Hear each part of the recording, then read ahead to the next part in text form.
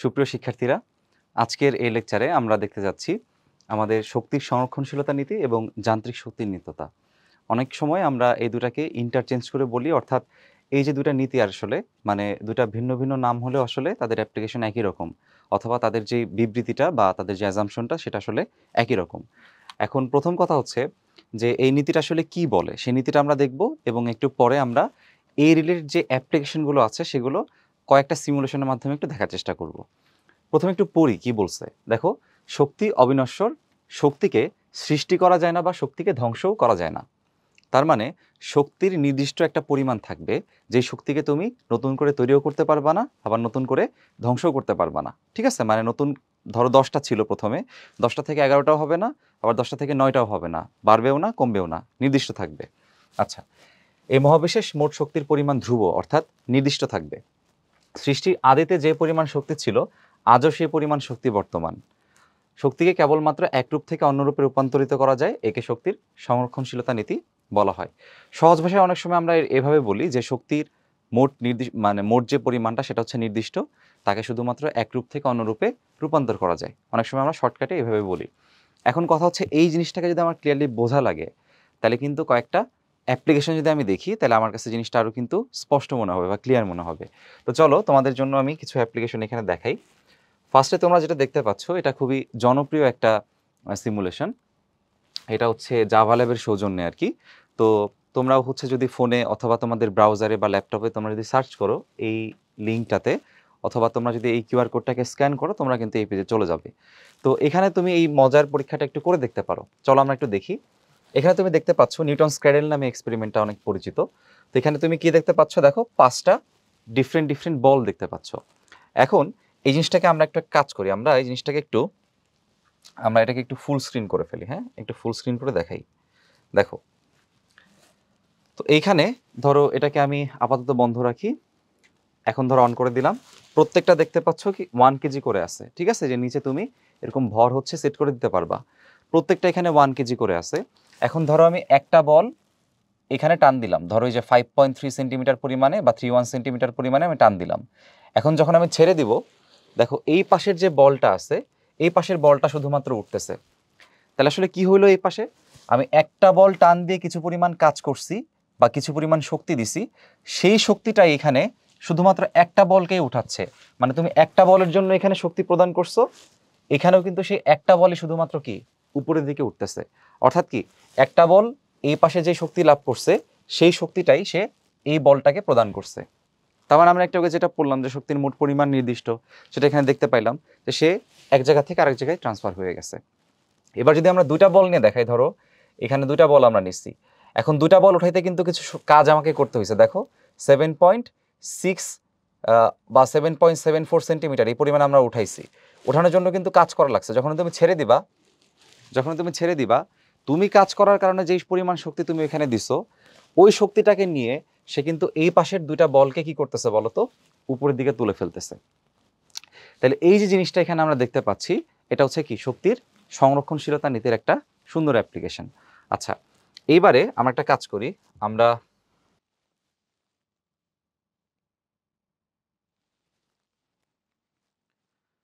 আচ্ছা, এবারে পরবর্তী যে কেসটা মানে আমরা আর একটা সিমুলেশনের মাধ্যমে দেখাবো। এটা হচ্ছে কলোরাডো ইউনিভার্সিটির একটা মানে ওদের একটা অর্গানাইজেশন, যেটাকে আমরা সংক্ষেপে ফেড বলি আর কি। এটা খুবই জনপ্রিয়। তো আমরা যদি এখানে ফেটের এই এনার্জি স্কেট পার্ক এটার সিমুলেশনে ঢুকি, তাহলে একটু দেখো এখানে যে একটা বাচ্চা ছেলে বা একটা বাচ্চা মেয়ে একটা হেলমেট নিয়ে একদম রেডি, সে স্কেটিং করবে। ঠিক আছে, এখন এইটাকে আমি যদি একটু নির্দিষ্ট পরিমাণ উচ্চতায় উঠাই, ধরো আমি এটাকে একদম এই হাইয়েস্ট পয়েন্টের দিকে উঠাই দিলাম। ওঠানোর পরে ওকে আমি এখান থেকে ছেড়ে দিলাম। এখন দেখো, তুমি যেখান থেকে ছেড়ে দিছো কোথা থেকে বলো তো, একদম এই নির্দিষ্ট হাইট থেকে, তাই না? একটা গ্রিড নিয়ে তোমাদের দেখাই। দেখো যে গ্রিডে দেখতে পাচ্ছ একদম হাইয়েস্ট পয়েন্ট থেকে তাকে আমি ছেড়ে দিছিলাম। একদম হাইয়েস্ট পয়েন্ট থেকে দেখো সে কিন্তু আবার সেই হাইয়েস্ট পয়েন্টে ব্যাক করে, আবার এখান থেকে গিয়ে সে আবার এইখানে হাইয়েস্ট পয়েন্ট পর্যন্ত ব্যাক করবে। তো তোমরা দেখতে পাচ্ছ এখানে হাইট কতটুকু আছে, 6 মিটার পরিমাণ আছে। তাহলে তুমি যখন এখান থেকে 6 মিটার পরিমাণ হাইট থেকে তাকে ছেড়ে দিছো, এখান থেকেও সে এসে এখানে কিন্তু 6 মিটার পরিমাণই আসতে পারে। ঠিক আছে, আচ্ছা, তাহলে এখানে কি বুঝতে পারলা যে আমি 6 মিটার হাইট উঠাইতে যেই পরিমাণ কাজ করছি, সেই কাজের বা সেই শক্তিটাই আসলে সেই শক্তিটার মাধ্যমে সে আসলে এখানে চলে আসতে পারছে। তার মানে এখানে কিন্তু শক্তির কোনো লস আমরা দেখতে পাচ্ছি না, মানে ইনিশিয়ালি যে পরিমাণ শক্তি আমি দিয়েছিলাম এখানেও ঠিক একই পরিমাণ শক্তিকে সে কাজে লাগিয়ে কন্টিনিউয়াসলি এখানে সে মুভ করতে থাকবে। এখন এটাকে তোমরা যদি একটু আরেকটা বিষয় একটু দেখো, যে এখানে চার্ট দেখতে পাচ্ছ কাইনেটিক, পোটেনশিয়াল, থার্মাল, টোটাল। তো এখানে আমরা তাপশক্তির পার্টটা হচ্ছে শূন্য ধরে চিন্তা করতেছি, যদিও এখানে ঘর্ষণের কারণে কিছু পরিমাণ তাপশক্তি উৎপন্ন হয়। তবে আপাতত আমরা চিন্তা করতেছি এখানে ঘর্ষণ নাই, ঘর্ষণ কাজ করলে সংরক্ষণশীলতার নীতি কিন্তু আসলে অ্যাপ্লাইড হয় না। এটা আমরা একটু পরে আবার আলোচনা করব।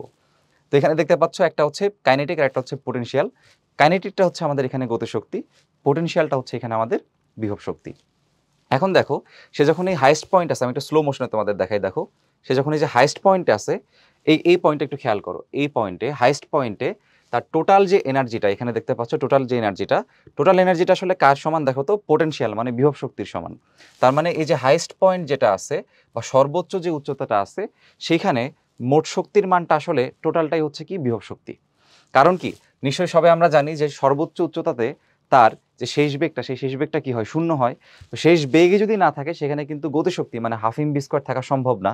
এই জন্য এখানে দেখতে পাচ্ছ কাইনেটিক অথবা গতিশক্তির মানটা হচ্ছে কত আছে বলো তো, শূন্য আছে। আচ্ছা, এবার আরেকটা বিষয় দেখাই, দেখো এটাকে আমরা এখানে আবার কন্টিনিউ করলাম। এবার খেয়াল করো এই পয়েন্টে সে যখন আসবে যে সর্বনিম্ন বিন্দুতে, ঠিক আছে, আমি থামাইতে পারিনি ঠিকঠাকভাবে, আবার দেখি, আরেকটা চেষ্টা করে দেখি। দেখো সে যখন আবার এখানে সর্বনিম্ন বিন্দুতে আসবে, এই যে সর্বনিম্ন যে বিন্দুতে সে যখন আসলো, তখন তার যে মোট শক্তিটা, এই যে দেখো তার যে মোট শক্তির পুরোটাই কিন্তু কোন শক্তি বলতো, কাইনেটিক এনার্জি অর্থাৎ গতিশক্তি। তার কারণ কি, সর্বোচ্চ উচ্চতায় যখন আমি তাকে উঠাইছি তখন তার মধ্যে যে মোট বিভব শক্তিটা ছিল, সেই মোট বিভব শক্তিটাকে কাজে লাগিয়ে সে কি করছে বলতো, আস্তে আস্তে নিচের দিকে চলে আসছে, এবং আস্তে আস্তে বিভব শক্তি কমতে কমতে কমতে কমতে এই পয়েন্টে এসে টোটালটাই কি হয়ে গেছে, গতিশক্তি হয়ে গেছে। ঠিক আছে, তো এই হচ্ছে শক্তির এক রূপ থেকে আরেক রূপের ট্রান্সফরমেশন। এটা আমরা বলতে পারি যে সে যখন এইখানে ছিল সর্বোচ্চ বিন্দুতে, তখন তার মধ্যে পুরোটাই ছিল বিভব শক্তি। সেই বিভব শক্তিটাই যখন সর্বনিম্ন বিন্দুতে চলে আসে, পুরা বিভব শক্তিটাই, এখানকার পুরা বিভব শক্তিটাই এই বিন্দুতে এসে গতিশক্তিতে রূপান্তরিত হয়ে যায়। আর ইন বিটুইন যে কোনো পয়েন্ট যদি আমরা চিন্তা করি, ধরো আমি এখানে চিন্তা করলাম হচ্ছে নর্মাল মোশনে দেই, আবার তাকে উঠাইলাম। ধরো ইন বিটুইন একটা পয়েন্ট আমি চিন্তা করতেছি এইখানে, ঠিক আছে, এই যে এইখানে। এখন এই অবস্থানে কিন্তু সে যেহেতু ভূমি থেকে নির্দিষ্ট উচ্চতায় আছে, তার মানে তার মধ্যে কিন্তু বিভব শক্তি থাকবে। আবার সে যেহেতু তার উচ্চতা থেকে নির্দিষ্ট পরিমাণ একটা দূরত্ব অতিক্রম করছে, তার একটা গতিও থাকবে। তো গতির কারণে তার মধ্যে গতিশক্তি আছে, অথবা উল্টাভাবে বলতে পারো গতিশক্তির কারণে তার মধ্যে গতি আছে। আবার ভূমি থেকে নির্দিষ্ট উচ্চতায় থাকার কারণে তার মধ্যে বিভব শক্তিও আছে। এই জন্য এখানে মোট শক্তির একটা অংশ হচ্ছে বিভব শক্তি, আর একটা অংশ হচ্ছে গতিশক্তি। তুমি যদি এই নীল বিভব শক্তির পার্টের সাথে এই যে হালকা যে লাইম কালার যেটা আছে বা লেমন কালার যেটা আছে, কালারে আমি অত এক্সপার্ট না, এই কালারটাকে যদি তুমি এটার উপরে অ্যাড করো, তুমি দেখবে সেটা কিন্তু টোটাল এনার্জির সমান হয়ে যাচ্ছে। ঠিক আছে, তাহলে তার মানে মোট যে নির্দিষ্ট পরিমাণ শক্তিটা, সেই শক্তিটা কিন্তু কখনো চেঞ্জ হয় না। দেখো সে যখন মুভ করতেছে, এই যে নর্মাল মোশন দিয়ে দেই, সে যখন এভাবে মুভ করতেছে, মোট শক্তির পরিমাণ কিন্তু কখনোই চেঞ্জ হচ্ছে না। চেঞ্জ হচ্ছে কে, গতিশক্তি আর বিভব শক্তি। আচ্ছা, তাহলে আশা করি আমরা এই সিমুলেশনটা টুকটাক মোটামুটি বুঝতে পারছি। এবারে আমাদের কিন্তু আরেকটা কথা সেখানে ছিল, স্লাইডে আরেকটা কথা ছিল, সেটা কি বলতো, সেটা হচ্ছে যে শক্তিকে কেবলমাত্র এক রূপ থেকে অন্য রূপে রূপান্তরিত করা যায়, কেবলমাত্র এক রূপ থেকে অন্য রূপে রূপান্তরিত করা যায়। এই জিনিসটা আমরা একটু দেখার চেষ্টা করি যে এক রূপ থেকে শক্তি কিভাবে অন্য রূপে ট্রান্সফার হয়। তাহলে দেখো আমরা যদি একই এই যে ফেট সিমুলেশনের মধ্যে আরেকটা পার্ট দেখি, এখানে ধরো আমি এই সিস্টেমের মধ্যে গেলাম, এখানে হচ্ছে ধরো আমি যে চায়ের কেটলি দিয়ে দিলাম এখানে একটা, ঠিক আছে, আর এখানে একটা জেনারেটর রাখা আছে, ভেরি গুড, আর এখানে একটা ওয়াটার কেটলি রাখা আছে, ঠিক আছে, ধরো এই যে এখানে একটা হিটার রাখা আছে, হিটারের উপর একটা বিকার রাখা যেখানে পানি আছে কিছু পরিমাণ। আচ্ছা, এনার্জি সিম্বলটা দিয়ে দিই, তোমরা বুঝতে তোমাদের জন্য সহজ হবে। এখন এই সিমুলেশন একটা বিষয় খেয়াল করো, ধরো সিমুলেশনটা আমি এখানে রান করাবো, হ্যাঁ, তো এই যে এই সিমুলেশনে আমি আস্তে আস্তে হিটটা ইনক্রিজ করে দিলাম। তো হিট ইনক্রিজ করলে কি হয়, হিট হচ্ছে তাপ, তো তাপ থেকে কোন শক্তি পাওয়া যায় বলো তো, তাপ শক্তি পাওয়া যায়। তাহলে এখানে কি শক্তি উৎপন্ন হচ্ছে, তাপ শক্তি। তাহলে তোমরা এখানে দেখতে পাচ্ছ যে এইখানে যে এই যে লাল রঙের যে ইটা আছে সেটা কিন্তু আসলে কাকে ইন্ডিকেট করে, থার্মাল মানে তাপ শক্তি। ঠিক আছে, এই তাপ শক্তিটাই খেয়াল করো, এখানে এই যে সাদা রঙের যে এনার্জিটা সেখানে কনভার্ট হচ্ছে। তো সাদা রং যে এনার্জিটা সেটা কি করে দেখো তো, এখানে সে এই জেনারেটরের যেই পোর্শনটুকু আছে, যে ফ্যানের মতো যে অংশটুকু আছে, এটাকে সে ঘুরাইতেছে। ঠিক আছে, ধরো একটা ডাইনামোর মতো চিন্তা করো, এটাকে সে ঘুরাইতেছে। যেহেতু সে কন্টিনিউয়াসলি ঘুরাইতেছে, তো যে কোনো কিছু যখন ঘুরে তখন তার মধ্যে কিন্তু যান্ত্রিক শক্তি থাকে, যেটাকে আমরা বলি মেকানিক্যাল এনার্জি। ঠিক আছে, তার মানে এটাকে কি শক্তি হওয়া উচিত? মেকানিক্যাল এনার্জি অথবা যান্ত্রিক শক্তি হওয়া উচিত। তো আমরা একটু দেখি এখানে যে সিলভার কালার বা সাদা রঙের যে এনার্জিটা আছে সেটা হচ্ছে দেখো এই যে মেকানিক্যাল এনার্জি। ঠিক আছে, এবার খেয়াল করে দেখো যে এখান থেকে যে এনার্জির একটা ফ্লো হচ্ছে সুন্দর, এটা হচ্ছে হালকা ধরে নাও এটা হচ্ছে ব্লু। ঠিক আছে, তো এই যে কালারটা আছে এই কালারটা এখানে কাকে ইন্ডিকেট করে দেখো? ইলেকট্রিক্যাল। তার মানে এই যান্ত্রিক শক্তিটা, এইখানে যে যান্ত্রিক শক্তিটা আছে সেটা এখানে আবার বিদ্যুৎ শক্তিতে রূপান্তর হচ্ছে। ঠিক আছে, এই বিদ্যুৎ শক্তিটাই আবার যখন এই যে হিটারকে যখন হিট করছে তখন এই ওয়াটারটা কি হচ্ছে বা পানিটা কি হচ্ছে বলো তো? পানিটা ফুটতে শুরু করছে। ধরো পানিটা ফুটতেছে, একই সাথে পানির কিছু অংশ দেখো বাষ্পীভূত হচ্ছে। ঠিক আছে, তার মানে আসলে কি, এখানে যেই বিদ্যুৎ শক্তিটা আছে সেই বিদ্যুৎ শক্তিটা পানিকে ফোটাচ্ছে, আর পানি ফুটলে কি গরম হয়, তো গরম হলে কি শক্তি থাকে? তাপ শক্তি থাকে। তার মানে তার মধ্যে কিছু পরিমাণ কি থাকবে বলতো? থার্মাল এনার্জি থাকবে। দেখো এই যে তাপ শক্তি। ঠিক আছে, তাহলে এখানে থেকে কিন্তু তাপ শক্তি পাচ্ছি। তার মানে দেখো শক্তি কিভাবে এক রূপ থেকে অন্য রূপে ট্রান্সফার হয়। এখানে প্রথমে আমরা হিট দিছি, হিট দেওয়ার কারণে এখানে তাপ শক্তি উৎপন্ন হয়েছে। তাপ শক্তির কারণে এইখানে আমরা আবার এটাকে ঘুরাইতে পারছি, মানে যান্ত্রিক শক্তি। তাহলে তাপ শক্তি থেকে যান্ত্রিক শক্তি, যান্ত্রিক শক্তি থেকে বিদ্যুৎ শক্তি, বিদ্যুৎ শক্তি থেকে আবার এখানে আমরা নতুন করে তাপ শক্তি পাইছি। যদি বলো ভাই তাপ শক্তি দিয়ে আবার তাপ শক্তি পাইলেন, তাহলে লাভ কি হইলো? তা ধরো অন্য একটা দিয়ে দেই, ধরো এখানে আমরা একটা একটা লাইট দিয়ে দেই। ঠিক আছে, একটা লাইট দিয়ে দিলাম, ধরো একটা এলইডি দিয়ে দিলাম। এখন এখানে দেখতে পাচ্ছ যে এটা যখন জ্বলতেছে, যে এনার্জি বাল্ব যখন জ্বলতেছে, তখন দেখো তার মধ্যে থেকে কয়েক ধরনের এনার্জি বের হচ্ছে। তাহলে এখানে তাপ শক্তি দিছি, তাপ শক্তি থেকে যান্ত্রিক শক্তি, যান্ত্রিক শক্তি থেকে বিদ্যুৎ শক্তি, বিদ্যুৎ শক্তি থেকে দেখো যে দুই রঙের এখানে শক্তি নির্গত হচ্ছে। একটা হচ্ছে হলুদ, হলুদটা কোনটা? লাইট। তো এটাই স্বাভাবিক যে আমাদের যেই এনার্জি বাল্বগুলো আমরা বাসায় ইউজ করি সেখান থেকে তো আলোক শক্তি লাগবে। তাহলে একটা শক্তি উৎপন্ন হচ্ছে আলোক শক্তি, কিন্তু অনেকক্ষণ এটা যখন জ্বলতে থাকবে তখন তুমি দেখবা সেখানে কিন্তু হিট উৎপন্ন হয়, মানে থার্মাল এনার্জি উৎপন্ন হয়। সো এটা অনেকক্ষণ জ্বলার পরে কিন্তু দেখো তাপ শক্তি উৎপন্ন হচ্ছে। দেখছো এই যে আলোক শক্তির পাশাপাশি এখান থেকে দেখবা তাপ শক্তিও কিন্তু বের হবে। ঠিক আছে, লাল রঙের তাপ শক্তিও বের হবে। একটু একটু ওয়েট করলে হয়তো আমরা এখানে দেখতে পাবো। এই যে দেখো লাল রঙের তাপ শক্তি। তো এই হচ্ছে কয়েকটা আমাদের এক্সাম্পল। এখানে যদি আমি একটা ফ্যান দিয়ে দেই, দেখো দেখো একটা ফ্যান দিয়ে দিই, তাহলে এই বিদ্যুৎ শক্তি এবার কি করতেছে? এই ফ্যানটাকে ঘুরাইতেছে। তো ফ্যানকে ঘুরলে কি হয়? যান্ত্রিক শক্তি উৎপন্ন হয়। তার মানে এখানে তাপ শক্তি থেকে যান্ত্রিক শক্তি, যান্ত্রিক শক্তি থেকে বিদ্যুৎ শক্তি, বিদ্যুৎ শক্তি থেকে আবার আমাদের যান্ত্রিক শক্তি। ঠিক আছে, আশা করি এই সিমুলেশনটা আমরা সবাই বুঝতে পারছি। তাহলে এখানে যেটা আমরা বললাম যে শক্তি এক রূপ থেকে অন্য রূপে রূপান্তরিত করা যায়, আশা করি এই জিনিসটা আমরা সবাই ঠিকঠাকভাবে বুঝতে পারছি। এখন কোয়েশ্চেন হচ্ছে যে শক্তির সংরক্ষণশীলতা নীতি কি সবসময় অ্যাপ্লিকেবল? অ্যান্সার হচ্ছে না। শক্তি সংরক্ষণশীলতা নীতি অ্যাপ্লাই করার জন্য নির্দিষ্ট কিছু শর্ত আছে। তো চলো আমরা সেই শর্তটা একটু জেনে নিই। সেটার জন্য আমাদের প্রেক্ষাপটটা জানতে হবে। আচ্ছা, এখন এই প্রেক্ষাপটের মধ্যে আমরা কিন্তু একটা জিনিস শিখে আসছিলাম আগে, কাজ শক্তি উপপাদ্য থেকে। কি শিখছিলাম? একটু লিখি। কাজ শক্তি উপপাদ্য, যেটাকে আমরা কি বলতাম বলতো? ওয়ার্ক এনার্জি থিওরেম বলতাম। তো কাজ শক্তি উপপাদ্য অনুযায়ী আমরা সেখানে সুন্দর একটা ইকুয়েশন শিখে আসছিলাম। কি ইকুয়েশন?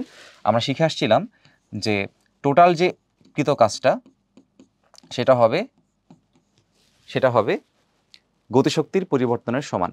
তাহলে এখানে ডব্লিউ নেটটা কি বোঝায়? ডব্লিউ নেট বোঝায় হচ্ছে মোট কৃত কাজ বা লব্ধিকৃত কাজ। তো লব্ধিকৃত কাজের মধ্যে সব ধরনের কৃত কাজকে কিন্তু আমাকে কনসিডার করতে হবে। আচ্ছা, এখন মোট কি কি ধরনের কৃত কাজ থাকতে পারে সেটাকে আমরা একটু ভেঙে লিখি। একটা কৃত কাজ আমার হইতে পারে, ধরো বাহ্যিক বল দ্বারা আমি একটা কাজ করছি, সেটা হচ্ছে ইএক্সটি, ডব্লিউ এক্সটি। বাহ্যিক বল দ্বারা যে কাজ সেটা হচ্ছে আমাদের ডব্লিউ ইএক্সটি। আচ্ছা, তাহলে বাহ্যিক বল দ্বারা একটা কাজ হয়, ধরো সংরক্ষণশীল বল দ্বারা একটা কাজ হয়, সেটাকে আমি ডব্লিউ সি লিখলাম। আর অসংরক্ষণশীল বল অথবা নন কনজারভেটিভ ফোর্স দ্বারা কিন্তু একটা কাজ হয়, সেটাকে আমি এখানে ডব্লিউ এনসি লিখলাম। আচ্ছা, তাহলে এই সবগুলা যে কাজ আছে সবগুলা কাজের যোগফল হচ্ছে আমাদের কার সমান? গতিশক্তির পরিবর্তনের সমান। আচ্ছা, তাহলে এটাকে এইভাবে লিখি, গতিশক্তির পরিবর্তনের সমান। এখন এই জিনিসটা থেকে কিন্তু আমরা অন্য একটা বিষয় যেতে পারি, যেটা আমরা আগে পড়ে আসছিলাম। কি পড়ছিলাম একটু লিখে ফেলি, তাহলে তোমাদের মনে পড়বে। তোমরা একটু মনে করে দেখো, সংরক্ষণশীল বলের যে লেকচারটা সেখানে আমরা শিখে আসছিলাম যে আমাদের সংরক্ষণশীল বলের ক্ষেত্রে এই যে সংরক্ষণশীল বল দ্বারা যে কৃত কাজটা, সেই কৃত কাজের মানটা হচ্ছে বিভব শক্তির যে পরিবর্তন তার ঋণাত্মক মানের সমান। বিভব শক্তির পরিবর্তনের ঋণাত্মক মানের সমান। নিশ্চয়ই এটা আমরা পড়ে আসছিলাম। এটা কোন লেকচারে পাওয়া বলো তো? সংরক্ষণশীল বলের যে লেকচারটা, কেউ যদি মিস করে থাকো সেখানে গেলে তোমরা এই রিলেশনটা দেখতে পাবা। আচ্ছা, এখন এটাকে আমি এখানে তাহলে বসাইতে পারি। তার মানে এই ডব্লিউসি এর যে ভ্যালুটা সেটা হচ্ছে মাইনাস ইউ। আচ্ছা ঠিক আছে, মাইনাস ডেল ইউ। তাহলে এটাকে আমরা একটু মানটা বসাই ফেলি। তার মানে এইখানে যে ভ্যালুটা আছে আমাদের, এই যে ভ্যালুটা আছে, এই ভ্যালুর বদলে আমরা এখানে কি বসাইতে পারি? Minus del U. আচ্ছা, এবার কি করবো? এখানে এই যে ডব্লিউ এনসি লিখে দিলাম। এনসি মানে হচ্ছে নন কনজারভেটিভ, তার মানে অসংরক্ষণশীল বল দ্বারা কৃত কাজ। আর সি মানে হচ্ছে কনজারভেটিভ, মানে সংরক্ষণশীল বল দ্বারা কৃত কাজ। ইএক্সটি মানে এক্সটার্নাল, তার মানে বাহ্যিক বল দ্বারা কৃত কাজ। ঠিক আছে? আচ্ছা, এখন দেখো এখান থেকে আমরা কি লিখতে পারি? আমরা লিখতে পারবো W E X T plus W N C equals to W K del K plus হচ্ছে ডেল ইউ। এখন এই যে ডেল কে ডেল ইউ এগুলো আসলে কারা? এগুলো হচ্ছে পরিবর্তন। ঠিক আছে? তাহলে আমি যদি এখানে বলি যে ডেল কে হচ্ছে গতিশক্তির পরিবর্তন, তো পরিবর্তন সবসময় আমরা কি করি? শেষ মান থেকে আদি মানটাকে বাদ দিয়ে দিই। যে ধরো এখন আমার টাকা আছে 100 টাকা, কিছুক্ষণ পরে আমার টাকা হয়েছে 110 টাকা, তাহলে টাকার পরিবর্তন কত? 110 মাইনাস 100। ঠিক আছে? পরেরটা মাইনাস আগেরটা। তো পরেরটা হচ্ছে আমাদের ফাইনাল ভ্যালু, সেটাকে আমি লিখতে পারি কে ফাইনাল, কে এফ। আর আগেরটা হচ্ছে ইনিশিয়াল, সেটাকে আমরা লিখতে পারি কে আই। একইভাবে এটার ভ্যালু আমি কি লিখতে পারি বলো তো? এইভাবে লিখতে পারবো যে U F minus U I. এই ভ্যালুগুলো আমরা এখানে একটু বসাবো। ঠিক আছে? তাহলে এখানে লিখতে পারি, দেখো W external plus W NC equals to K F minus K I plus U F minus U I. ঠিক আছে? এবার একটা দেখো, আর একটা কাজ আমরা এখানে করতে পারি। সুন্দর একটা কাজ করব, নতুন একটা লাইনে লিখি। এই লাইনটা থেকে একটু মডিফাই করব আর কি। তাহলে এখান থেকে আমরা লিখতে পারবো যে W E X T plus W N C equals to K F এবং ইউএফটাকে আলাদা করে লিখব। তাহলে কে এফ এবং ইউএফ প্লাস হচ্ছে ইউএফ। আর এখানে দেখো দুটার আগে মাইনাস আছে, তাহলে মাইনাসটাকে কমন নেই। মাইনাসের কমন নিলে আমরা কি লিখতে পারবো? এখানে কে আই প্লাস হচ্ছে ইউআই। দেখো মাইনাস কমন নিলে লিখতে পারি। ঠিক আছে? এবার দেখো, তাহলে আমরা লিখতে পারবো W E X T plus W N C equals to K F plus U F মানে কি বোঝায়? এফ মানে বোঝায় ফাইনাল, মানে শেষেরটা। কে দ্বারা আমরা জানি গতিশক্তি বোঝায়, ইউ দ্বারা বোঝায় হচ্ছে বিভব শক্তি। তাইলে গতিশক্তি আর বিভব শক্তির যে যোগফল সেটাই কিন্তু আমাদের মোট যান্ত্রিক শক্তি। তাইলে আমি এখানে এই যে কে এফ প্লাস ইউএফ বিভব শক্তি প্লাস গতিশক্তির যে যোগফল সেটাকে আমি কি বলতে পারি? মোট যান্ত্রিক শক্তি। ঠিক আছে? এটা হচ্ছে এফ এর ক্ষেত্রে, মানে ফাইনাল ক্ষেত্রে। আর ইনিশিয়াল ক্ষেত্রে কি হবে? আদি গতিশক্তি আর তোমার হচ্ছে শেষ যে আদি গতিশক্তি আর তোমার হচ্ছে আদি বিভব শক্তি, দুইয়ের যোগফল কি হবে? আদি যান্ত্রিক শক্তি। ঠিক আছে? তাহলে এই কে এফ প্লাস ইউএফ এর বদলে আমি লিখতে পারি ইএফ মানে শেষ শক্তি, আর কে আই প্লাস ইউআই এর বদলে আমি লিখতে পারি ইআই মানে আদি যান্ত্রিক শক্তি। তাহলে এই লাইনটাকে সবাই একটু খাতায় সুন্দর করে লিখে রাখো। এই পর্যন্ত যদি আমরা সবাই বুঝতে পারি, সব কিছু কিন্তু আমরা রেফারেন্স অনুযায়ী বুঝাইছি। এই পর্যন্ত লেখার পরে আমরা একটা বক্সের মতো দিয়ে রাখি। ঠিক আছে? এটা একটা ইম্পর্টেন্ট লাইন, এটা একটা ইম্পর্টেন্ট লাইন। শক্তির সংরক্ষণশীলতার প্রেক্ষাপট যদি আমাকে বুঝতে হয়, তাহলে আমাকে প্রুফ করতে হবে কি? আমাকে প্রুফ করতে হবে হচ্ছে, দেখো যে আদিতে যে পরিমাণ শক্তি থাকে শেষেও কি থাকবে বলো তো? শেষেও সেই পরিমাণ শক্তি বর্তমান। মানে আমাকে প্রুফ করতে হবে যে ইনিশিয়াল এনার্জি আর ফাইনাল এনার্জি হচ্ছে ইকুয়াল। এটা আমাকে প্রুফ করতে হবে। এখন দেখো, এখানে কিন্তু ফাইনাল আর ইনিশিয়ালের যেই গ্যাপটা, সেই গ্যাপটা কিন্তু এখানে জিরো না। ঠিক আছে?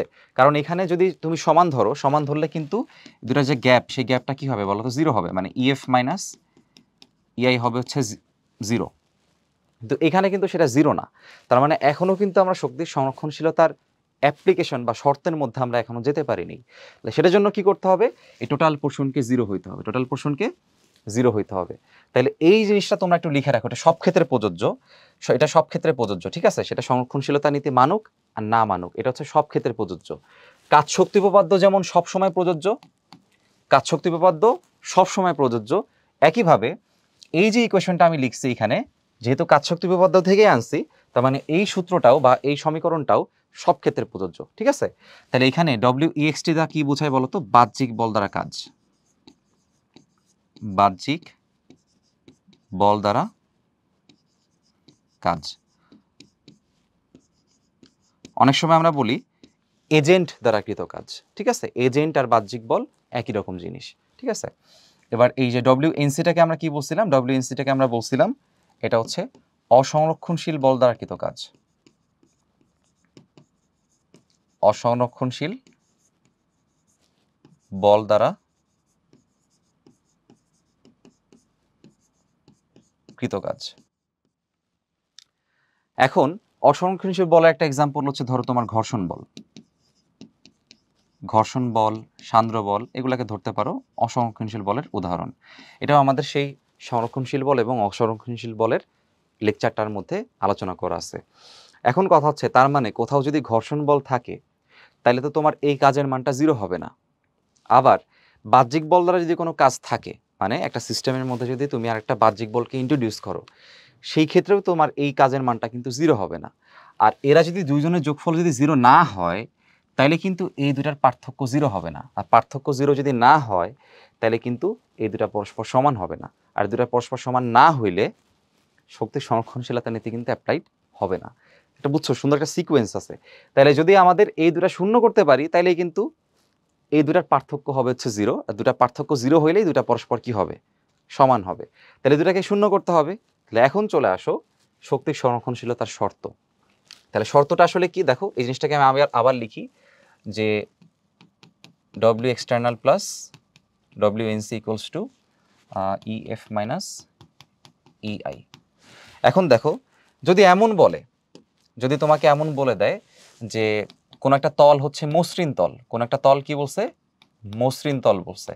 তো মনে রাখবা, এটা আগেও আমি বলছিলাম যে এই মসৃণ তল বলা মানেই হচ্ছে, মসৃণ তল বলা মানেই হচ্ছে সেই তলে কোনো ঘর্ষণ নাই, মানে তলটা ঘর্ষণহীন। তো যদি কোনো তল ঘর্ষণহীন হয় তার মানে কিন্তু অসংরক্ষণশীল বল সেখানে নাই, ঘর্ষণ বল সেখানে নাই। তাহলে সেখানে ঘর্ষণ বল দ্বারা যে কৃতকাজ, সেই কৃতকাজের মানটাও কিন্তু কি হয়ে যাবে বলতো? শূন্য হয়ে যাবে।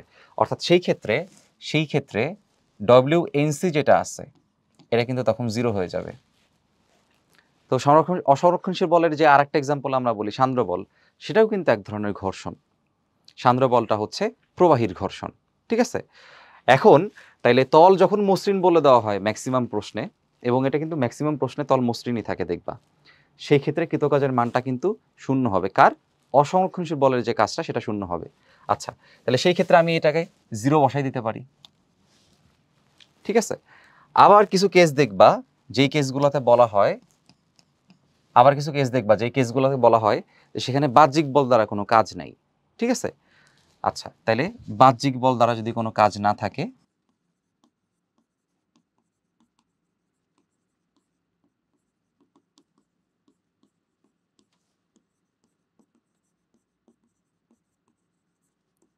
তখন কিন্তু তোমার WXT এটাও কি হবে বলো তো? জিরো হবে। কাজ নাই, তার মানে কাজের মান কি? শূন্য। তো তখন এটাকে আমি জিরো ধরতে পারি। তার মানে সেটা আমার হবে EF minus EI equals to হচ্ছে জিরো। দ্যাট ইমপ্লাইজ যে ফাইনাল এনার্জি ইনিশিয়াল এনার্জির কি হবে বলো তো? সমান হবে। এবং এটাই কিন্তু শক্তির সংরক্ষণশীলতা নীতি, যে আদিতে যে পরিমাণ শক্তি থাকবে শেষেও একই পরিমাণ শক্তি থাকবে। তাহলে আমাদের শর্ত এখানে কয়টা বলো তো? শর্ত হচ্ছে, এখানে আমরা ছোট ভাষায় দুইটা করে বলতে পারি, দুইটা শর্ত। একটা হচ্ছে সেখানে কোনো অসংরক্ষণশীল বল থাকা যাবে না, সহজ ভাষায় তোমাদের বইয়ে বলতে পারে মসৃণ অথবা ঘর্ষণহীন। আর একটা বিষয়, সেখানে বাহ্যিক বল দ্বারা কাজ থাকা যাবে না। একটা সিস্টেমের মধ্যে নতুন করে তুমি বাহ্যিক বলকে ইন্ট্রোডিউস করতে পারবা না। আচ্ছা, তাহলে এক্সাম্পল কি, কোন কোন ক্ষেত্রে আসলে আমরা শক্তির সংরক্ষণশীলতা মানে অ্যাপ্লাই করতে পারি? তো তোমরা দেখবা যে ধরো মহাকর্ষ বলের চ্যাপ্টারের এক্সাম্পলে বলি, ধরো তুমি হচ্ছে একটা বস্তু ধরো হচ্ছে তুমি 50 কিলোমিটার উচ্চতায় উঠায় নিয়ে গেছো, এরপর সেই বস্তুকে তুমি ছেড়ে দাও। তো ছেড়ে দিলে তখন বস্তুর উপর কি কাজ করতেছে? অভিকর্ষ বল কাজ করতেছে, তো অভিকর্ষ বলের প্রভাবে বস্তুটা আস্তে আস্তে পৃথিবীর দিকে চলে আসবে, ঠিক আছে।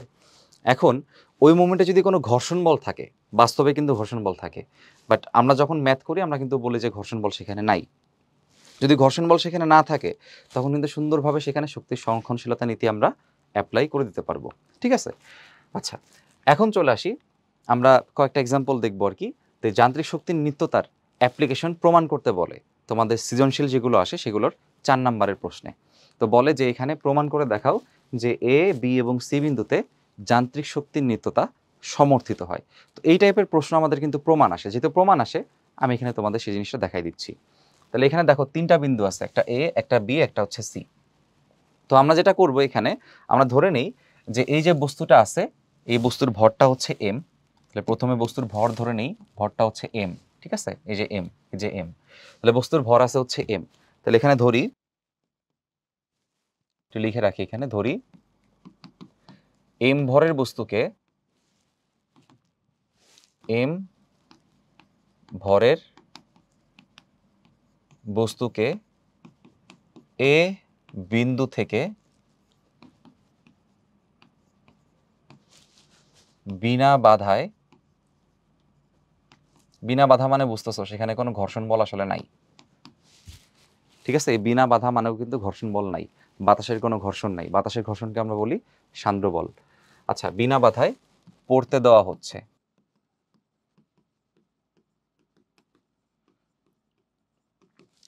এখন এই বিন্দুতে তুমি যে বস্তুটাকে দেখতে পাচ্ছ সেই বস্তুর মোট শক্তিটা চলো আমরা একটু বের করে নিই। তাহলে প্রথমে আমরা লিখি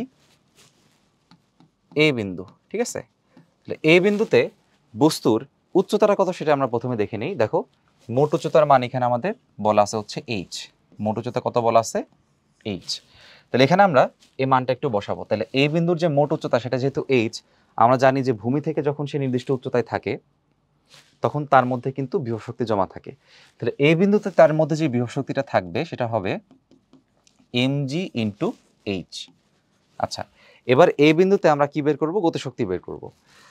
তুমি চিন্তা করে দেখো একটু, এই বিন্দুতে কোনো গতিশক্তি থাকবে কিনা।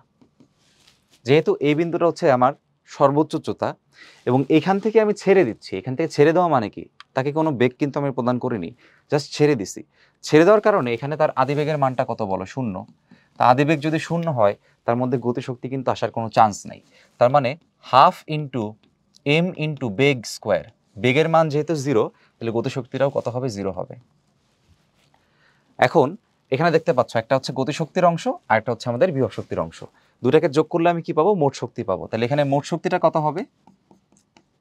মোট শক্তি হবে হচ্ছে এই যে বিভব শক্তি প্লাস গতিশক্তি।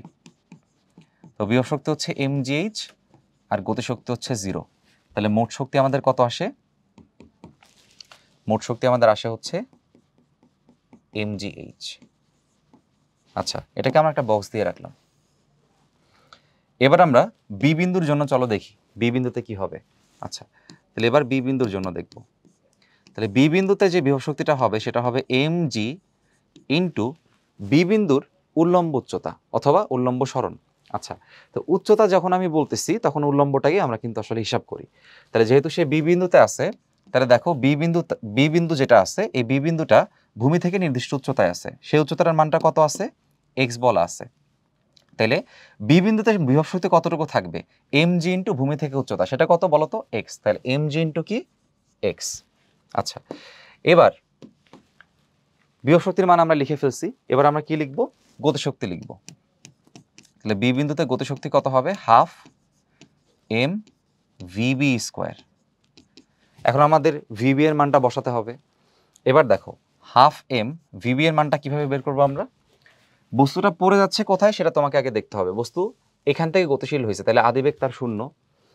এই বস্তুটা এখানে এসে বি বিন্দুতে নির্দিষ্ট একটা বেগ প্রাপ্ত হবে। তাহলে এটা হচ্ছে এই বিন্দুতে যে বেগ সে প্রাপ্ত হবে সেই বেগের মান আমি ধরলাম যে এই বিন্দুতে সে যে বেগটা প্রাপ্ত হবে সেই বেগের মানটা আমি ধরলাম হচ্ছে ভিবি। ঠিক আছে, এটাই কিন্তু আমাদের বসাতে হবে। তাহলে দেখো এখানে আদিবেগ 0, সেখানে কতটুকু দূরত্ব অতিক্রম করছে খেয়াল করো, মোট হচ্ছে এইচ আর এতটুকু হচ্ছে এক্স। তাহলে মোট হচ্ছে এইচ, এতটুকু হচ্ছে এক্স। তাহলে এই ভ্যালুটা কত হবে? মোট থেকে এতটুকু বাদ, তাহলে এইচ মাইনাস এক্স হবে। এই ভ্যালুটা কত হবে? H minus x.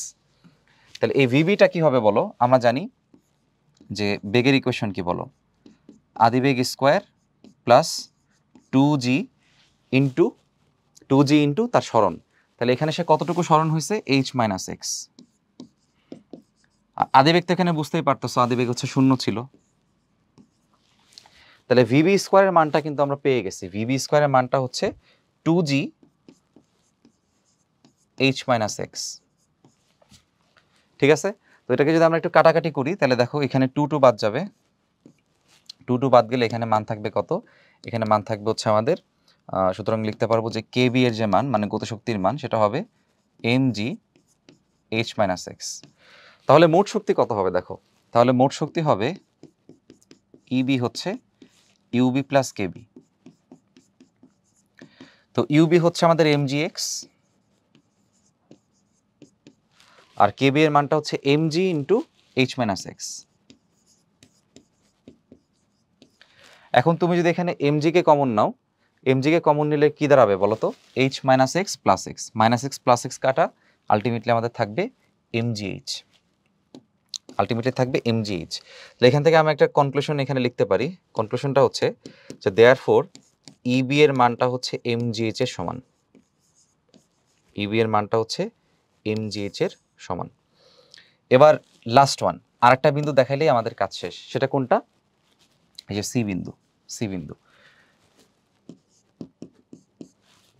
তাহলে সি বিন্দুতে বিভব শক্তির মান কত হবে, mg ইন্টু এখানে সি হবে ইউসি, mg ইন্টু সি বিন্দুর কি বলতো, সরণ, উল্লম্ব সরণ। তাহলে সি বিন্দু তো আসলে ভূমিতেই আছে, যেহেতু সি বিন্দুতে হচ্ছে ভূমিতেই আছে, আমরা কিন্তু ভূমিতে একটা অ্যাজাম্পশন ধরে নেই যে ভূমিতে হচ্ছে আমার বিভব শক্তি হচ্ছে 0, এটা আমরা ধরে নেই। এবং যেহেতু সিটাকে আমরা ভূমি চিন্তা করতেছি, তাহলে এখানে আমাদের বিভব শক্তি 0ই হওয়া উচিত। তাহলে যেহেতু তার কোনো উচ্চতা নাই, তাহলে বিভব শক্তির মানটা কত দাঁড়াচ্ছে, 0 দাঁড়াচ্ছে। এবার যদি গতিশক্তি বের করার চেষ্টা করি, তাহলে গতিশক্তি কি হবে বলো, হাফ এম ভিসি স্কোয়ার।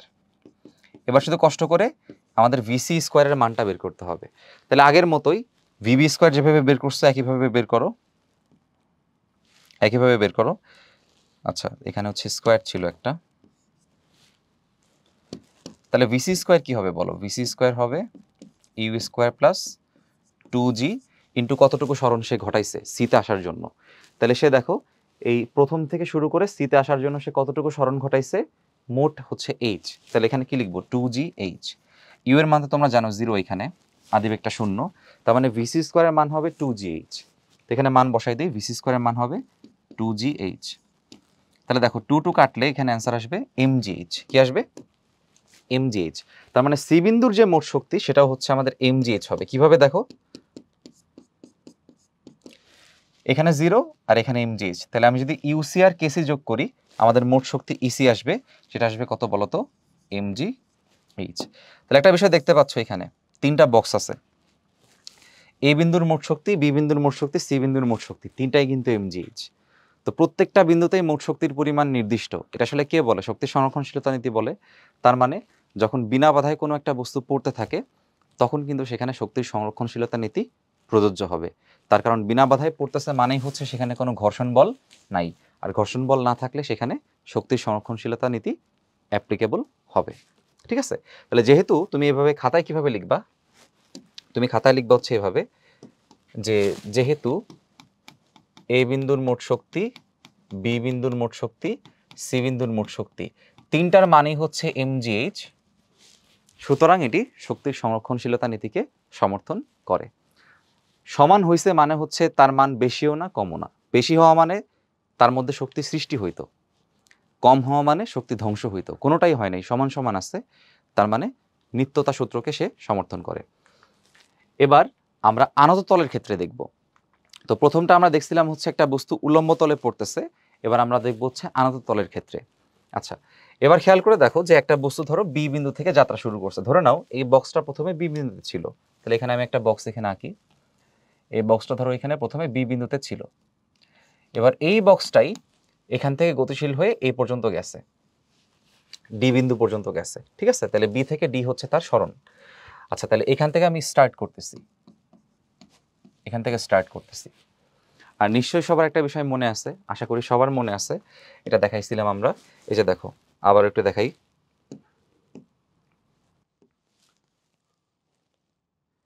ধরো না এখানে আমাদের কিছু একটা আছে, হ্যাঁ, তো একটা বস্তু যদি আমি এখানে রাখি, তাহলে জি যেটা অভিকর্ষর যে ত্বরণটা, সেটা সবসময় উল্লম্বভাবে নিচের দিকে কাজ করে। যদি এখানে কোণ থাকে হচ্ছে থিটা, তাহলে আমাদের এই বরাবর কাজ করে জি সাইন থিটা, আর এই বরাবর কাজ করে জি কস থিটা।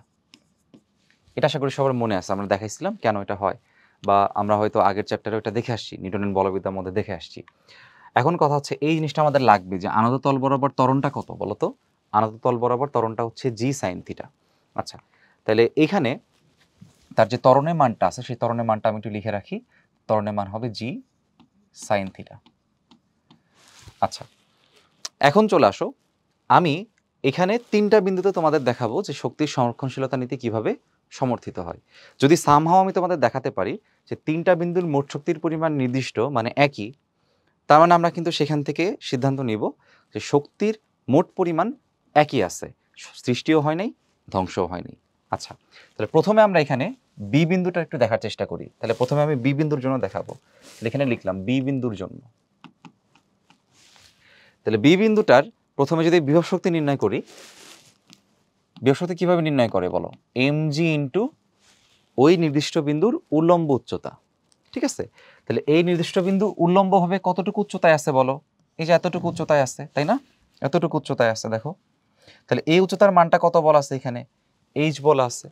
তাহলে আমি এখানে কি লিখতে পারি? বি বিন্দুর যে বস্তু, সে বি বিন্দুর বস্তু হচ্ছে এইচ উচ্চতায় আছে, তাহলে আমি এখানে সরাসরি এমজি ইন্টু কি লিখতে পারি? এইচ লিখতে পারি। আর যেহেতু এই বস্তুটা এখান থেকে যাত্রা শুরু করছে, গতি শুরু হয়েছে, তার মানে এখানে কিন্তু আদিবেগটা কত বলো তো? 0। আদিবেগ 0 হওয়ার কারণে এখানে কোনো গতিশক্তি থাকবে না, কারণ বেগ যদি না থাকে সেখানে গতিশক্তি থাকার কোনো সিস্টেম নাই। তাহলে এখানে আমার বিভব শক্তি পাইছি, গতিশক্তি পাইছি, দুটাকে যদি যোগ করি কি পাবো? মোট শক্তি পাবো। দুটাকে যোগ করে দিই, তাহলে মোট শক্তি হবে হচ্ছে আমার বিভব শক্তি প্লাস গতিশক্তি। তাহলে এমজিএইচ এর সাথে 0কে যোগ করলে কি হবে? এমজিএইচ হবে। তার মানে বি বিন্দুর মোট শক্তি কত আসলে বলো? বি বিন্দুর মোট শক্তি আসলো এমজিএইচ। এখন আমাকে এটাই প্রুফ করতে হবে যে এ বিন্দু এবং ডি বিন্দুর মোট শক্তির পরিমাণ এমজিএইচই হবে। চলো সেটা আমরা দেখি। এবার আমরা ডি বিন্দুর জন্য চলে আসি। ডি বিন্দুর জন্য আমরা আলোচনা শুরু করব। আচ্ছা, এবার একটু খেয়াল করতে হবে, এই পার্টটা সব থেকে ইম্পর্টেন্ট। আমার এখানে আদিবেগ 0, ঠিক আছে, ফাইন, সমস্যা নাই। এইখান থেকে বস্তু যখন গতিশীল হয়েছে কত ত্বরণে? জি সাইন থিটা ত্বরণে। এখান থেকে সে কতটুকু দূরত্ব আসছে দেখো? বিডি পরিমাণ দূরত্ব আসছে। এটা হচ্ছে বি, এটা হচ্ছে ডি। বিডি পরিমাণ দূরত্ব আসছে। তাহলে বিডি পরিমাণ দূরত্ব আসার পরে এই বিন্দুতে তার কিন্তু একটা শেষ বেগ আছে, তাই না? এই শেষ বেগটা আমাদের দরকার, এই শেষ বেগটা আমাদের দরকার। তাহলে এই শেষ বেগটা আসলে কত ডি বিন্দুতে? এই শেষ বেগটা কত এটা আমাকে বের করতে হবে। ওকে, এবার চলো এটা আমরা বের করি। তাহলে শেষ বেগ বের করার সমীকরণ কি ভাইয়া? শেষ বেগ বের করার সমীকরণ হচ্ছে v square equals to u square plus 2as। এখন দেখো আমাদের শেষ বেগটাকে আমরা কি বলতেছি এখানে? এই যে ভিডি বলতেছি, এটাকে ভি এর বদলে আমি বসে দিলাম ভিডি স্কোয়ার। আদিবেগটাকে কত ধরছি? 0 ধরছি, তাহলে আদিবেগের মান হবে 0। আর এই যে ত্বরণ, যেটা ত্বরণটা কত এখানে? আনত তল বরাবর ত্বরণ কাজ করে জি সাইন থিটা, তাহলে এখানে আমি কি বসাবো? 2g sine theta. আর এখানে হচ্ছে এস, এস কোনটা বলো তো? অতিক্রান্ত সরণ। এস হচ্ছে বি থেকে ডি, তার মানে এখানে বসবে হচ্ছে বিডি। এখানে বসবে কি? বিডি বসবে। এখন এখানে একটা মজার বিষয় আছে। কি মজার বিষয়? এই যে দেখতে পাচ্ছ, এই যে দেখতে পাচ্ছ বিডি সাইন থিটা, দেখতে পাচ্ছ এই যে বিডি সাইন থিটা, এটা কিন্তু আবার একজনের সুন্দর, মানে একজনের মান। এটা কার মান বলো তো? দেখো বিডি সাইন থিটা আসলে কার মান খেয়াল করো। এটা হচ্ছে আমার বিই, ঠিক আছে, এটা হচ্ছে আমার বিই। এটা ধরো আমাদের লম্ব আছে, যেহেতু এই কোণটা আমাদের থিটা, তাহলে এই কোণের মানটাও আমাদের কিন্তু থিটা, এই কোণের মানটাও তাহলে আমাদের থিটা। এখন এখানকার যে বিডিটা আছে, এই যে এখান থেকে বি থেকে ডি, এই বিডি যেটা আছে, বিডি হচ্ছে আমার অতিভুজ আর বি হচ্ছে লম্ব। তাহলে আমি এখানে লিখতে পারি যে বি যে লম্বটা আছে, এখানে লিখতে পারি বি যে লম্বটা আছে, এই যে দেখো লম্ব অতিভুজ কোণটা বিডি, লম্ব বাই অতিভুজ সবসময় কি হয়, সাইন থিটা হয়। তার মানে এখানে আমি লিখতে পারি যে বিই এর যে মানটা হবে সেটা হবে বিডি সাইন থিটা। ঠিক আছে, তার মানে যে বিডি সাইন থিটা যেটা আছে এটা আসলে কার মান বলতো, বিই এর মান। তাহলে এখানে আমি লিখতে পারি এখানে এটা হচ্ছে বিই এর মান। দ্যাট মিনস ভিডি এর যে ভিডি স্কোয়ারের যে মান সেটা হবে 2g ইন্টু বিই। তাহলে এখানে আরেকটা জিনিস এখানে শেষ করে রাখি। কি জিনিস শেষ করতে চাই দেখো, বিডি যেটা আছে অতিভুজ, এই অতিভুজের মানটা কার সমান, এই যে অতিভুজের সাইন থিটার মানটা হচ্ছে লম্বের সমান। খেয়াল করো, বিডি হচ্ছে অতিভুজ, এই যে অতিভুজ, অতিভুজের সাইন থিটা সবসময় কার সমান হয়, লম্বের সমান হয়। লম্ব কত, বিই। ঠিক আছে, তাহলে এবার খেয়াল করো, বি থেকে শুরু করে যখন তুমি টোটালটা এখানে আসবা, বি থেকে যখন সিতে আসবা, তাহলে এই বিসি এর মান কি হবে, তা আমরা কি বলছি, লম্বের মান হবে সবসময় অতিভুজের সাইন থিটা। তাহলে বিসি যখন চিন্তা করবা তখন অতিভুজ কি, বড়টা, তাহলে বড় অতিভুজটা কত, এ বি। তাহলে এখানে বিসি এর মান হবে এ বি সাইন থিটা। মানে এটা কেন বললাম, তুমি তো 2 লাইন করলেই পাবা, বাট এভাবে চিন্তা করলে তোমার টাইম কি লাগবে, কম লাগবে। তোমার লম্ব মানটা হচ্ছে সবসময় অতিভুজের কি হবে, সাইন থিটা হবে। তাহলে বিসি এর মান আবার হবে এবি সাইন থিটা, এটা মনে রাখো। আর বিসিটা আসলে কে, বি থেকে সি আসলে কে, এইচ। ঠিক আছে, তাহলে বিসি এর মানটা অথবা এইচ এর মানটা হচ্ছে এবি সাইন থিটা। এটা লিখে রাখলাম। এখন এই মানটা আমরা এখানে বসাবো। তাহলে ডি বিন্দুতে আমার যদি বলি যে ডি বিন্দুতে আমরা বিভব শক্তির মান কত হবে, তো বিভব শক্তির মান হচ্ছে mg ইন্টু উলম্ব সরণ। তাহলে সে যখন এই ডি বিন্দুতে আসে তখন তার উলম্ব সরণ কত সেটা দেখতে হবে। উলম্ব সরণ হচ্ছে এতটুকু, উলম্ব সরণ হচ্ছে এতটুকু। তাইলে এতটুকুর মান হচ্ছে কি, এইচ থেকে তোমার বিই বাদ দিলেই পাবা। তাহলে এখানে এতটুকু সরণের মান হচ্ছে h minus b, h minus b. ঠিক আছে, একটু ডিপ কালার দিয়ে লিখি, এইচ মাইনাস বিই। ঠিক আছে, তো এটা হবে হচ্ছে উলম্ব সরণ হবে এইচ মাইনাস বিই। এবার আমরা লিখবো ডি বিন্দুর গতিশক্তি। ডি বিন্দুর গতিশক্তির মান হবে হাফ এম ভি স্কোয়ার। এবার ভি স্কোয়ারের মানটা বসাই দিই, দেখতে পাচ্ছ 2 এখানে বাদ যাবে, থাকবে হচ্ছে mg ইন্টু বিই। কি থাকবে, mg ইন্টু বিই। তাহলে মোট শক্তির পরিমাণ হবে হচ্ছে আমাদের ডি বিন্দুতে বিভব শক্তি এবং গতিশক্তির যোগফল। তাহলে বিভব শক্তি হচ্ছে আমাদের কত, mg h, আচ্ছা mg কে কমন নিয়ে নেই, তাহলে এখানে mg কমন নিলে থাকবে h মাইনাস বিই, আর গতিশক্তির মধ্যে mg কমন নিলে থাকবে হচ্ছে বিই। তাহলে খেয়াল করে দেখো, বিই বাদ গেলে শুধুমাত্র mgh থাকবে। তার মানে ডি বিন্দুর মোট শক্তির মানও হবে mgh, ডি বিন্দুর মোট শক্তির মানও হবে mgh। তো প্রুফ কিন্তু আসলে হয়েই গেছে। মানে মূলত এই বিন্দুটা বের করার একটু ঝামেলা, বাদ বাকি বিন্দু সহজে বের করা যায়। এবার যদি এই বিন্দুটা তোমাদের দেখাই, এই বিন্দুটাও দেখাই দিই, দেখো। তাহলে এখানে আমি লিখলাম যে এই বিন্দু, এই বিন্দু দেখো, এই বিন্দু কোথায় আছে, একদম ভূমিতে আছে। তাহলে তার কিন্তু কোনো বিভব শক্তি থাকবে না, কারণ এটাই অ্যাজাম্পশন যে ভূমিতে বিভব শক্তির মানটা কি, শূন্য।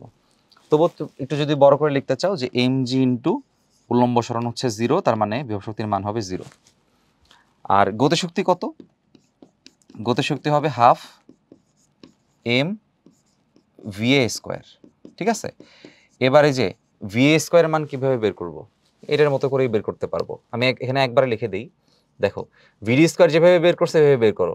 তাহলে ভিএ স্কোয়ার হবে 2g ইন্টু, দেখো মজার বিষয় হচ্ছে এরকম যে ভিডি স্কোয়ার যখন তুমি বের করছো, তো 2g এর সাথে কি করছো, বিটাকে গুণ করছো। বি কোথায়, দেখো বি থেকে ই হচ্ছে উলম্বটা। তো উলম্ব বরাবর যদি তুমি চিন্তা করো, তাহলে তুমি এই বিন্দুতে কি পাবা বলো তো, শেষ বেগের মানটা পাচ্ছ। তাহলে আমার এখন লাগবে এই বিন্দুতে, তাহলে এই বিন্দুর যেই হিসাবটা এই উলম্ব বরাবর সেটা কত আসে, বি থেকে সি, বি থেকে সি হচ্ছে কি এইচ। তার মানে এটা 2g কি হবে, এইচ হবে। আবার বলি, এখানে বি এর সাথে সম্পর্ক দেখতে পাইছো ভিডি এর, কাটাকাটি করে অনেক কাটাকাটি করে পাইছি। তাহলে ডি বিন্দুর শেষ বেগটা হচ্ছে বের করার জন্য কি করতে হচ্ছে, বি বিন্দু শেষ বেগের স্কোয়ারের মানটা হচ্ছে 2g ইন্টু বিই। বিটা কোথায়, এই বিন্দুর জন্য এই যে বি হচ্ছে উল্লম্ব সরণ, তাহলে 2g এর সাথে উল্লম্ব সরণ গুণ করলেই বেগের স্কোয়ারের মান পাবা। তাহলে এখন আমার মান লাগবে কার, এই বিন্দুতে শেষ বেগের স্কোয়ার লাগবে, সেটা কত। তাহলে এই বিন্দুতে শেষ বেগের স্কোয়ার বের করার জন্য কি করতে হবে, এ বিন্দু পর্যন্ত উল্লম্ব সরণটা দেখতে হবে, সেটা কত এইচ, 2g ইন্টু কি করতে হবে এইচ করতে হবে। আশা করি এবার বুঝছি। তাহলে এখানে আমি এই মানটা বসে দিতে পারবো, ইন্টু হচ্ছে 2gh, তাহলে 2 কাটলে এটা হবে mgh। তাহলে এখন এ বিন্দুতে মোট শক্তি কত আসতেছে বলো? এই বিন্দুতে মোট শক্তি আসতেছে 0 plus mgh which is mgh। তাহলে এখানে কিন্তু শক্তির সংরক্ষণশীলতা নীতি সমর্থন হয়ে গেছে। কিভাবে দেখো, বি বিন্দুতে মোট শক্তি mgh, ডি বিন্দুতে মোট শক্তি mgh, এ বিন্দুতে মোট শক্তি mgh। তার মানে আনত তলের ক্ষেত্রেও শক্তির সংরক্ষণশীলতা নীতি আমরা সহজভাবে কিন্তু অ্যাপ্লাই করতে পারবো। আচ্ছা, এবার যান্ত্রিক শক্তির নিত্যতা দেখবো হচ্ছে একটা সরল দোলকের ক্ষেত্রে। তো এটা দেখার ক্ষেত্রে আমরা একটা ছোট্ট সিমুলেশন দেখে নিই। হ্যাঁ, তাহলে এখন আমরা দেখতে পাচ্ছি পেন্ডুলাম লেভের যে সিমুলেশনটা। তো এখানে দেখো, যেই দোলকের মতো তোমরা দেখতে পাচ্ছ, এই দোলকের লেন্থটা আমরা একটু বাড়াই দিই। এখানে ধরো লেন্থটাকে অ্যাডজাস্ট করে নিলাম, 0.9 মিটার রাখলাম। মাস এখানে তোমাদের ইচ্ছা মতো, এখানে আমরা মাস কতটুকু রাখছি দেখো, 1 কেজি রাখছি। আর গ্র্যাভিটি একটু বাড়াই দিই, এখানে আর্থ সেট করা আছে, আর্থ থাকুক, সমস্যা নাই। একটা বিষয় এখানে ইম্পর্টেন্ট দেখো, এখানে আমি কিন্তু ফ্রিকশন দেইনি, ফ্রিকশন নান, মানে এখানে কোনো ঘর্ষণ বল আমরা সেট করি নাই। আচ্ছা, তাহলে এটাকে কনসিডারেশন রাখো যে এখানে ঘর্ষণ বল নাই, তার মানে অসংরক্ষণশীল বল নাই। ঠিক আছে, তার মানে there is a big chance যেখানে আমাদের শক্তি সংরক্ষণশীলতা নীতি অ্যাপ্লিকেবল হবে। আচ্ছা, এখন ধরে নাও যে এই বস্তুটাকে আমি কিছু পরিমাণ উপরের দিকে উঠাইলাম, ধরো লেটস সে এটাকে আমরা 35 ডিগ্রিতে উঠাইলাম। ঠিক আছে, এবার এটাকে ছেড়ে দিলাম। দেখতে পাচ্ছ যে এখানে বস্তুটাকে 35 ডিগ্রি উঠাইছিলাম না, সে ডান পাশে গিয়েও কিন্তু সর্বোচ্চ 35 ডিগ্রি পর্যন্তই যাচ্ছে। একটু স্লো করে দেখাই, দেখো সে এখানে যতটুকু আসবে এই পোর্শনে একই অংশ যাবে। এখানে 35 ডিগ্রি উঠলে এই পাশে সে 35 ডিগ্রি উঠবে। এজন্য যখন আমরা অনেক সময় প্রশ্নে বলি যে কোনো একটি বস্তুকে 35 ডিগ্রি টেনে ছেড়ে দিলে সেই বস্তুটি সর্বোচ্চ কত পরিমাণ উঠতে পারবে, অ্যান্সার কিন্তু 35 ডিগ্রি হবে। এবং সেটাকে আমরা বলি কৌণিক বিস্তার। বিস্তার মানে সর্বোচ্চ সে কতটুকু যেতে পারে। তো তুমি যতটুকু টান দিয়ে ছেড়ে দিবা সেটাই সবসময় কিন্তু কৌণিক বিস্তার হয়। এবং এই কনসেপ্ট কাজে লাগিয়ে কিন্তু অ্যাডমিশনে প্রশ্নও আসে, বোর্ডেও প্রশ্ন আসে। আচ্ছা, এখন আমরা একটা কাজ করি, এখানে আমরা একটু কিছু জিনিসপত্র দেখতে চাই। ধরো আমরা এখানে একটু ফ্রিকশন দিয়ে রাখি। হ্যাঁ, নর্মাল মোশন আবার সেট করে দিলাম, কিন্তু এখন কি দিব, ফ্রিকশন দিব। তো এইখানে কিন্তু আপাতত খেয়াল করে দেখতে পাচ্ছ হয়তো যে যতটুকু আমি তুলছি, ধরো এটাকে থামাইলাম, আমরা এখানে এটাকে থামাইলাম, এখান থেকে ধরো লেটস সে 30 ডিগ্রি টান দিলাম, সে দেখো দুই পাশেই 30 ডিগ্রি পরিমাণ কৌণিক বিস্তারে সে এখন দুলতেছে। এখন যদি এখানে আমি ঘর্ষণ বল যুক্ত করে দিই, ধরো এখানে আমি ঘর্ষণ বল যুক্ত করে দিব, ঘর্ষণ বল যুক্ত করে দিলাম, দেখবা এখন কিন্তু সে আস্তে আস্তে থামতে শুরু করবে, আস্তে আস্তে থামতে শুরু করবে। মানে যতটুকু শক্তি তুমি তাকে প্রথমে প্রদান করছিলা সেই পরিমাণ শক্তি কিন্তু সে ধরে রাখতে পারতেছে না, আস্তে আস্তে শক্তি হারাইতেছে। দেখো, দেখছো এখন কিন্তু যে ব্লু টিক যেটা আছে বা ব্লু যে দাগটা আছে, সেই ব্লু মার্ক পর্যন্ত সে যেতে পারতেছে না। তার মানে তার মধ্যে একটা শক্তি কিন্তু ক্ষয় হয়ে যাচ্ছে। তাহলে এই যে শক্তিটা ক্ষয় হচ্ছে সেটা তুমি কিভাবে বুঝতেছো? দেখো, আস্তে আস্তে কিন্তু তার দোলনটা কমে যাচ্ছে এবং আস্তে আস্তে কমতে কমতে কমতে কমতে কি হবে বলতো, জিরো হয়ে যাবে বা থেমে যাবে। ঠিক আছে, তাহলে এই হচ্ছে আমাদের এই যে দোলকের ক্ষেত্রে হিসাব। তাহলে এখন কি তুমি সংরক্ষণশীলতা নীতি অ্যাপ্লাই করতে পারবা? অ্যান্সার হচ্ছে না, তার কারণ এখানে ঘর্ষণ বল আছে। বাট আমি যদি ঘর্ষণ বল এখানে বন্ধ করে দিই, ঘর্ষণ বল বন্ধ করে দিয়ে তারপরে যদি আমি তাকে একটা টান দিয়ে ছেড়ে দিই, তো 40 ডিগ্রি টান দিয়ে ছেড়ে দিলে সে আজীবন 40 ডিগ্রি বিস্তারে কিন্তু দুলতে থাকবে। তার মানে ডিস্টিংশনটা আশা করি ক্লিয়ার। ঘর্ষণ বল থাকলে শক্তি সংরক্ষণশীলতা নীতি অ্যাপ্লাই করতে পারবা না। আচ্ছা, চলো চলে যাই আমাদের স্লাইডে। তো এই যে কেসটা আমরা দেখতে পাচ্ছি, এখানে ধরুন একটা পেন্ডুলাম আছে, তো পেন্ডুলামটা বিভিন্নভাবে দুলতেছে এইভাবে। এই টাইপের প্রশ্নগুলো কিন্তু খুবই কমন। আমরা দেখছি যে বিভিন্ন যে বোর্ড প্রশ্নগুলো আসে ওইখানে বেশ মজার মজার প্রশ্ন আসে। যেমন ধরো একটা তাল গাছ আছে, তাল গাছ থেকে একটা দোলকের উপর ঝুলাই দিছে, বা তাল গাছের সাথে একটা ধরো দোলনা বেঁধে দিছে, সেই দোলনাটা ঝুলতেছে। ঠিক আছে, তাল গাছটা হচ্ছে তোমার একটু বাঁকানো আছে, তো দোলনা দিলে এভাবে কিন্তু দোলনা দুলবে কিন্তু। ঠিক আছে, তো এই যে এরকম দোলকের প্রশ্ন আর কি দিয়ে বলে যে প্রত্যেকটা বিন্দুতে যান্ত্রিক শক্তির নিত্যতা প্রযোজ্য হবে কিনা গাণিতিক যুক্তি সহকারে বিশ্লেষণ করো। 4 মার্কের প্রশ্ন আসে। তো এই প্রশ্নগুলো কিন্তু খুবই ইম্পর্টেন্ট এবং অনেক অনেক জায়গাতে আসে, অনেক বোর্ডে আসে। তো আমরা চলো একটু মনোযোগ দিয়ে এটা দেখে নিই। তো এটা প্রমাণ করার জন্য আমি ধরো প্রথমে সি বিন্দুকে চিন্তা করব। ইচ্ছা তুমি চাইলে যে কোনো বিন্দু চিন্তা করতে পারো।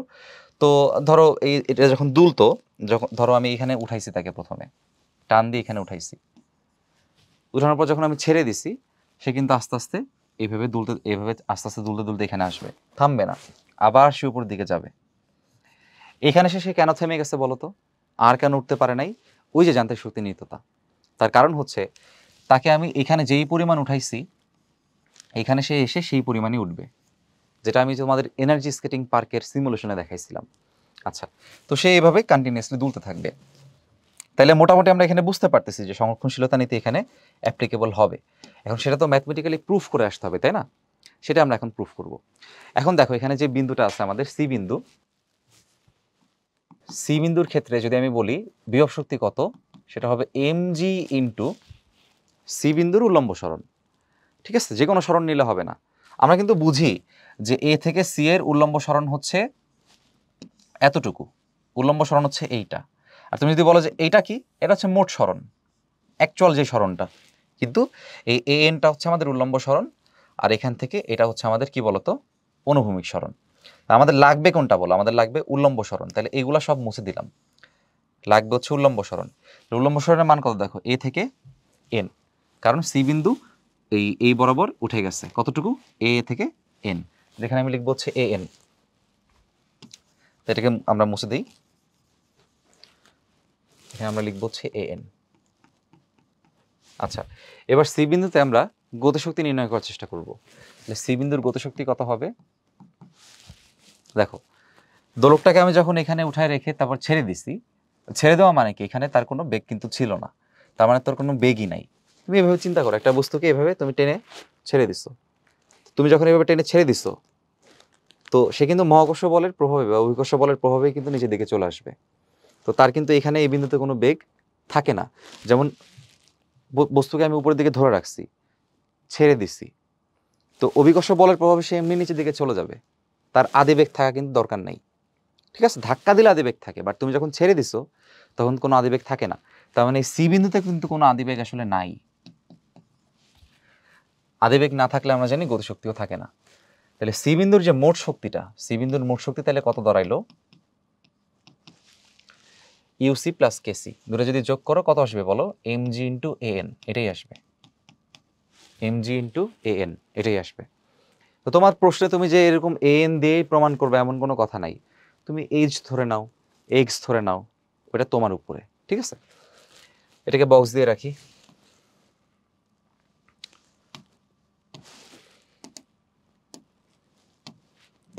আচ্ছা, এবার আমরা দেখবো হচ্ছে ধরো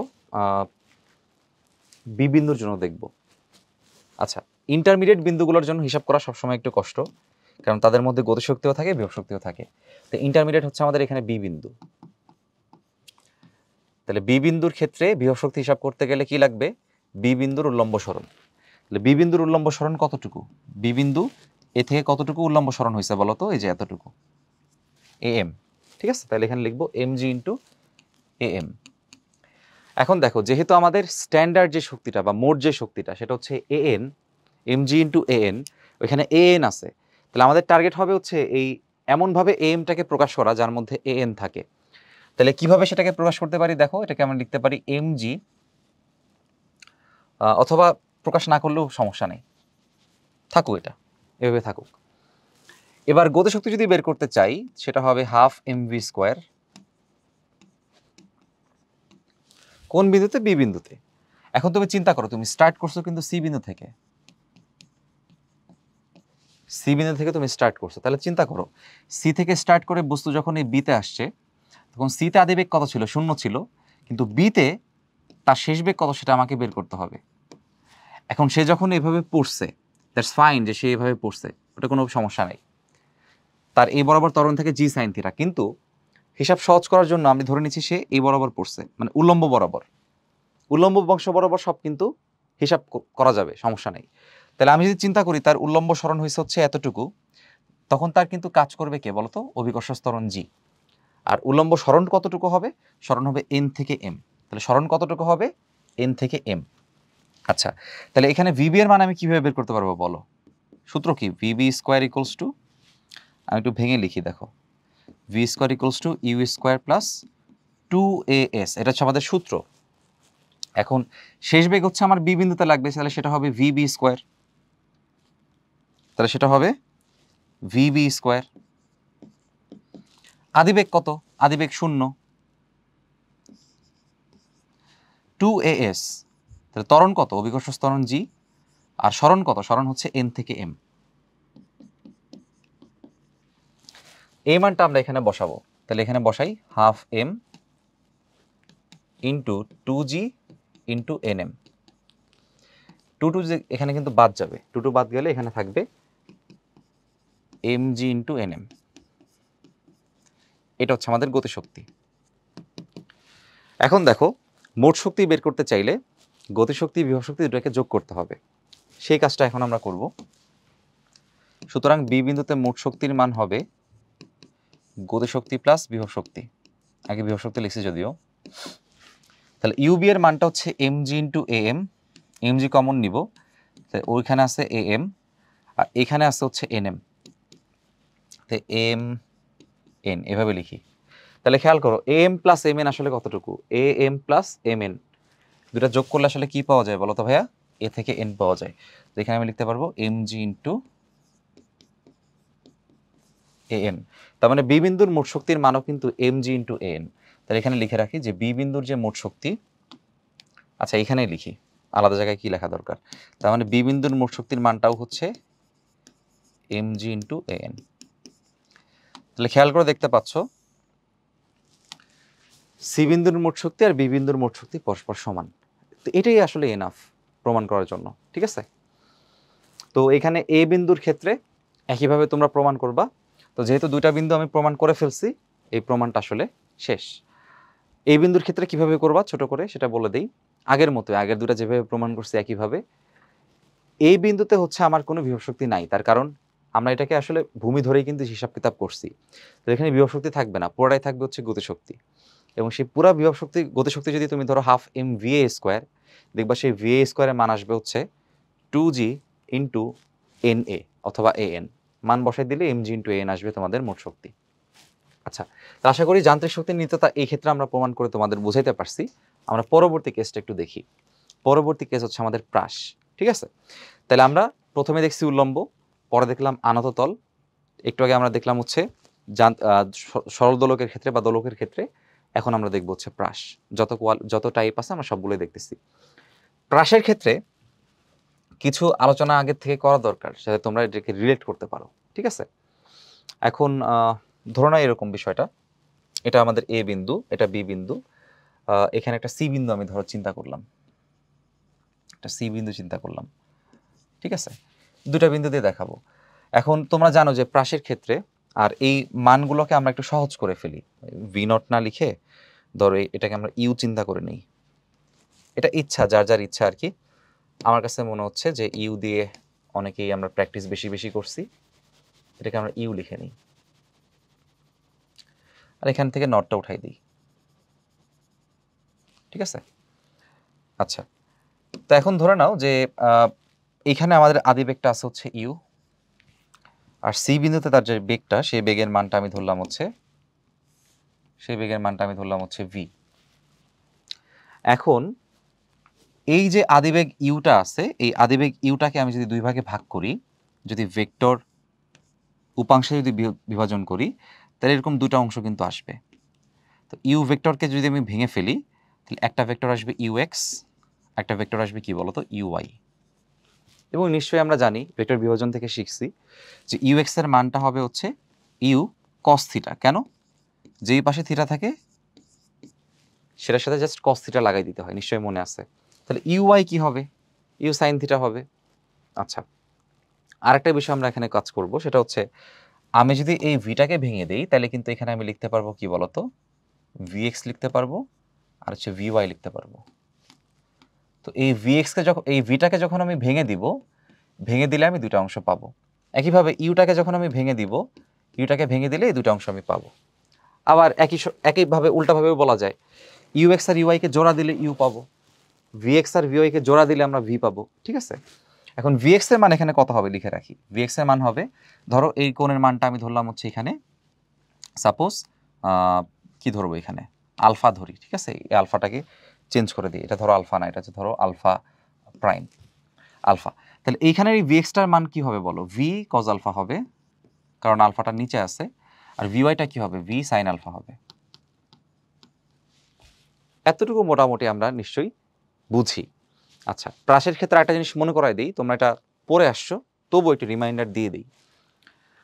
আমি যদি প্রাসের ক্ষেত্রে শেষ বেগের ইকুয়েশন লিখি, ধরো শেষ বেগের ইকুয়েশন যদি আমি উলম্ব অংশটা লিখি, অনুভূমিকটাই লিখি সরাসরি, তাহলে আমি লিখতে পারবো যে বেগের ইকুয়েশন কি বলো তোমরা? ভি সমান ইউ মাইনাস জিটি। যেহেতু এটা হচ্ছে নিক্ষেপ করছো, তার মানে অভিকর্ষ ত্বরণ তো সবসময় নিচের দিকে কাজ করে, অপোজিটে কাজ করে, তাহলে ভি এর মান কি হবে? U minus gt. তাহলে ভিএক্স কি হবে? ভিএক্স হবে ইউএক্স মাইনাস জিএক্সটি, মানে সব এক্স অক্ষ বরাবর। তাহলে এখানে ভিএক্স আসলে কে? ভিএক্স হচ্ছে আমাদের, এই যে দেখো, ভি কজ আলফা, ভিএক্স হচ্ছে আমাদের ভি কজ আলফা। ইউএক্স কে বলো? ইউএক্স হচ্ছে ইউ কজ থিটা, ইউএক্স হচ্ছে ইউ কজ থিটা। জিএক্স আসলে কে? জিএক্স হচ্ছে অভিকর্ষ ত্বরণের এক্স অক্ষ বরাবর উপাংশ। এখন আমরা জানি অভিকর্ষ ত্বরণ কাজ করে হচ্ছে তোমার উলম্বভাবে, তাহলে তার এক্স অক্ষ বরাবর যে উপাংশটার মান হবে, সেই উপাংশের মান কত হবে বলো তো? 0। কিভাবে 0 হবে ভাইয়া? তার কারণ হচ্ছে অভিকর্ষ ত্বরণের আনুভূমিক সরণের জন্য বা অনুভূমিক সরণের জন্য উপাংশের জন্য থিটার মানটা কত ডিগ্রি? 0 degree, 90 degree. তাহলে উপাংশের মানটা কি হবে? জিএক্স কি হবে? জি কজ 90 ডিগ্রি, আর কজ 90 ডিগ্রির মান হচ্ছে 0। আর সহজ বাংলায় হইতেছে একটা বস্তু যখন নিচের দিকে পড়ে, তো অভিকর্ষ ত্বরণের পুরো অংশই হইতেছে নিচের দিকে পড়ে, মানে উলম্ব বরাবর পড়ে। তা আমরা জানি যে উলম্ব আর অনুভূমিক দুইটা মিলায় হইতেছে মোট ভেক্টরটাকে পাওয়া যায়। তো যেই অভিকর্ষ ত্বরণটা পুরোটাই নিচ বরাবর কাজ করে, তাহলে তার তো আর অনুভূমিক বরাবর কেউ থাকলো না। মানে বিষয়টা এমন যে 100কে ভাঙলে এদিকে 70 পাই, এদিকে 30 পাই, তাহলে 70 আর 30 জোড়া দিলে 100 পাবো। এখন যদি এমন হয় যে এই উপরের দিকেই পুরাটাই 100, তাহলে তার অনুভূমিক বরাবর কাউকে পাবো না, সেটা তো 0ই হবে। ঠিক আছে, সহজ বাংলা এভাবে বোঝা যায়। তাহলে এই জিএক্স এর মানটা তো 0, তাহলে এই পার্টটা 0 হয়ে গেল, তাহলে এখানে কিছু বসানোর দরকার নাই। তাহলে এই জিনিসটা তোমরা একটু মনে রাখো যে ভি কজ আলফার মানটা হবে ইউ কস থিটার সমান, এটা কিন্তু আমরা বসাইতে পারি। আচ্ছা, এবার চলো আমরা একটু প্রমাণের দিকে মনোযোগ দিই। ফার্স্টে ধরো আমি এখানে এ বিন্দুর জন্য তোমাদের বুঝাবো, তো ধরো এখানে আমি লিখলাম এ বিন্দুর জন্য। এই বিন্দুতে তার যে বিভব শক্তির মানটা হবে সেটা হবে এম জি ইন্টু এ বিন্দুর উল্লম্ব সরণ। এই বিন্দু তো ভূমিতেই আছে, আমরা ধরে নিচ্ছি যেটা হচ্ছে আমাদের ভূমি, তাহলে ভূমির উল্লম্ব সরণ কত হয়? 0 হয়। মানটা বসাই দিই, তাহলে কোনো বিভব শক্তি নাই। এখন যদি গতিশক্তি চিন্তা করি, তাহলে তার আদিবেগটা দেখতে হবে। আদিবেগ কত দেখো তো এই বিন্দুতে? ইউ, তাহলে হাফ এম ইউ স্কোয়ার। তাহলে এই দুটার যোগফল হচ্ছে আমাদের মোট শক্তি। তাহলে মোট শক্তিটা কত আসে বলো? মোট শক্তি কত আসে? দুটো যোগফল কত আসবে? হাফ এম ইউ স্কোয়ার, এটাই কিন্তু আসবে। একটা বক্স দিয়ে রাখি, আমাদের কিন্তু একটা অংশের কাজ শেষ। আচ্ছা, এবার আমরা বি বিন্দুর জন্য, বি না, আমরা সি বিন্দুর জন্য দেখব। সি বিন্দুর জন্য এবার আমরা দেখব। তাহলে সি বিন্দুতে দেখো, আমি এটা বেগটাকে ভেঙে আগে থেকে 2 ভাগে ভাগ করে রাখছি। এখন অলরেডি কিন্তু এক্স অক্ষ বরাবর কি হবে সেটা আমি বের করেই রাখছি। তাহলে এখন আমাদের টার্গেট হচ্ছে ওয়াই অক্ষ বরাবর কি হবে সেটা বের করা। তার আগে সি বিন্দুতে বিভব শক্তির মানটা বের করে রাখি। তাহলে সি বিন্দুতে বিভব শক্তির মান হবে এম জি ইন্টু সি বিন্দুর উল্লম্ব সরণ। তাহলে সি বিন্দু এখানে কোথায় আছে? ধরো এখানে আছে। তাহলে সি বিন্দুর উল্লম্ব সরণ যেহেতু বের করতে হবে, আমি ধরলাম সি বিন্দুর উল্লম্ব সরণের মানটা হচ্ছে সাপোজ এক্স। এক্স ওয়াই তো এখানে লিখে ফেলছি, এটাকে আমি ধরো লিখলাম এখানে ক্যাপিটাল এইচ। এখানে তো স্মল এইচ লেখা আছে, এটাকে ক্যাপিটাল এইচ লিখলাম। এটা আর একটা কেস, এটা তোমরা প্রুফ করো, বা আর একজন আর একটা ধরে আর একটা প্রুফ করো। জাস্ট যে কোনো ইন্টারমিডিয়েটে যে কোনো বিন্দু থাকলে, সেটা বি হোক, সি হোক, ডি হোক, যে কোনো একটা বিন্দু প্রমাণ করলেই হবে। প্রমাণে সবসময় এই নিচের দিকে মানে এক্সট্রিমে একটা বিন্দু রাখবা, মানে সর্বনিম্ন বা সর্বোচ্চ বিন্দুতে একটা বিন্দু রাখবা, মাঝামাঝি একটা বিন্দু রাখবা, তাইলেই কিন্তু প্রমাণ শেষ। ঠিক আছে, যাই হোক, তাহলে সি বিন্দুতে তার সরণ হচ্ছে আমাদের ক্যাপিটাল এইচ। তাহলে বিভব শক্তি কত হবে? এম জি ইন্টু ক্যাপিটাল এইচ। এবার আসো গতিশক্তি, এটা একটু খুব মনোযোগ দিয়ে শিখতে হবে বা মনোযোগ দিয়ে বুঝতে হবে। দেখো গতিশক্তির হিসাব কি হবে? Half M v c square. এখন ভিসি স্কোয়ারের মানটা আমাকে কিন্তু বের করে নিয়ে আসতে হবে। এখন সি বিন্দুতে আমি বেগ কত ধরছি, এখানে যে ভি ধরছি, ঠিক আছে? তাহলে সি বিন্দুতে যে বেগটা মানে ভিসি, সেটা হচ্ছে ভি এর সমান। তাহলে ভি এর মানটা আমাকে বের করতে হবে এখান থেকে, হাফ এম ভি স্কোয়ার। তাহলে ভি এর মানটা বের করে নিয়ে আসতে হবে। এখন দেখো আমরা কিন্তু জানি যে উল্লম্ব বরাবর যদি আমি হিসাব করি, কোন সাইডে লিখবো, এখানে লিখি, দেখো এখানে লিখি, উল্লম্ব বরাবর যে বেগের মানটা আছে, বা আরেকটা পেজে লিখি, এখানে দেখো ভি স্কোয়ার ইকুয়ালস টু আমরা জানি ইউ স্কোয়ার মাইনাস 2gh, এটা তো আমরা জানি, এটা তো আমরা জানি। এখন যেহেতু প্রাসের ক্ষেত্রে এক্স অক্ষ ওয়াই অক্ষ দুটোই আছে, এক্স অক্ষ বরাবর হিসাবটা কিন্তু আগে স্লাইডে দেখাইছি, এক্স অক্ষ বরাবর কনসিডার করে ফেলছি। এবার ওয়াই অক্ষের জন্য দেখব, তাহলে এখানে ওয়াই অক্ষ দিয়ে দিলাম, ভি ওয়াই ইউ ওয়াই, ঠিক আছে? এবার দেখো ভিওয়াই এর মান আসলে কত ছিল, ভিওয়াই ছিল হচ্ছে আমাদের ভি সাইন আলফা, আর ইউআই কত ছিল, ইউআই হবে তাহলে হচ্ছে ইউ সাইন থিটা। আচ্ছা, এই মানগুলো আমরা এখন বসাই দিব, তাহলে ভিওয়াই হবে হচ্ছে ভি সাইন আলফা, তার স্কোয়ার হয়ে গেছে, দেখো ভিওয়াই হচ্ছে ভি সাইন আলফা, তার কি হয়ে গেছে এখানে স্কোয়ার হয়ে গেছে। একইভাবে ইউআই এর মানটা বসাই দিব, সেটা কত ছিল, u cos u sine theta ছিল, এখন জাস্ট স্কোয়ার বসাই দাও, আর এখানে আছে 2gh। এখন এখানে একটা গোলমাল হয়ে গেছে, কি গোলমাল, এক পাশে থিটা আছে আর এক পাশে কি আছে, আলফা আছে। তো এই গোলমাল আমাদের দরকার নেই, আমাদের কি দরকার, এই আমাদের মান দরকার হচ্ছে কার, দেখো ভি এর মান দরকার। তাহলে এখানে থিটা আলফা এগুলোর ধার ধরে আমার লাভ নাই, সামহাও চেষ্টা করতে হবে থিটা আলফা এগুলোকে ইলিমিনেট করে দিতে। সেটা কিভাবে সম্ভব, দেখো নিশ্চয়ই প্রশ্নের মধ্যে সলিউশন আছে, মানে সব সমস্যার মধ্যে সবসময় আসলে আমাদের একটা সলিউশন কিন্তু থাকে, তাই না? যেখানে দেখো একটা সমস্যা মানে সম্পর্ক আছে, ভি কজ আলফার মানটা হচ্ছে ইউ কস থিটার সমান, মানে এখানে কিন্তু এই যে আলফার সাথে থিটার একটা সুন্দর রিলেশন আছে, যার মাধ্যমে আমরা একটা সুন্দর কনক্লুশনে আসতে পারি।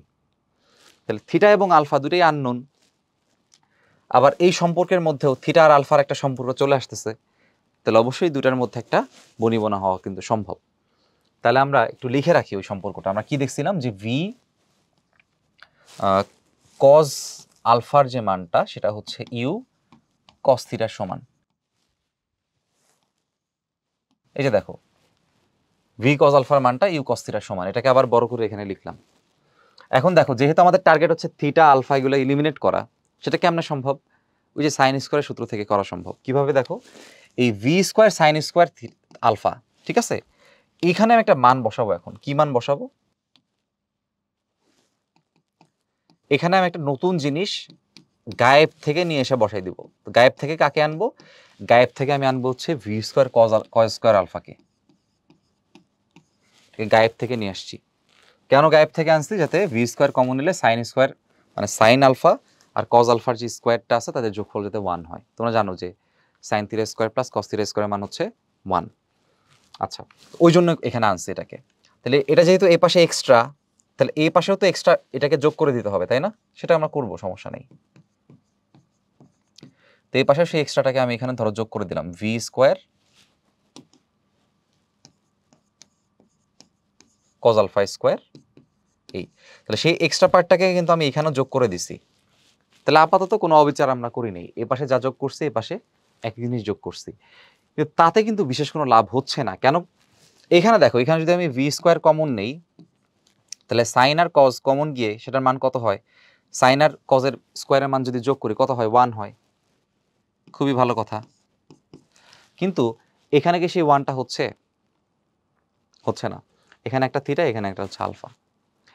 এখানে আমাদের মুশকিল আসান করবে হচ্ছে এই সম্পর্কটা। দেখতে পাচ্ছ ভি কজ আলফার মানটা হচ্ছে ইউ কস থিটার সমান, তাহলে আমি এখানে বলতে পারি যে ভি স্কোয়ার কজ আলফা স্কোয়ারের মান হবে U square cos theta square. তাহলে V square cos alpha square এটার বদলে আমি বসাইতে পারি, এর বদলে আমি কি বসাইতে পারি, u square cos theta square, এটা কিন্তু বসাইতেই পারি। লাভ হবে কি, ইউ স্কোয়ার তখন কমন নিলে, sine theta square cos theta স্কোয়ারের যোগফল হয়ে যাবে 1, তো তখন আমি এখানে 1 লিখতে পারবো -2gh। বুঝতে পারছো? খুব সহজ জিনিস। তাহলে এখানে ভি স্কোয়ারের মান কত দাঁড়াচ্ছে? U square -2gh। That's it. এই ভি স্কোয়ারের মানই কিন্তু আমাদের দরকার ছিল, সেটার মান হইল ইউ স্কোয়ার -2gh। তাইলে এই ভি স্কোয়ারের বদলে এই মানটা আমরা এখন বসাইতে পারি। আচ্ছা, তাহলে আমরা এখানে লিখলাম ইউ স্কোয়ার -2gh।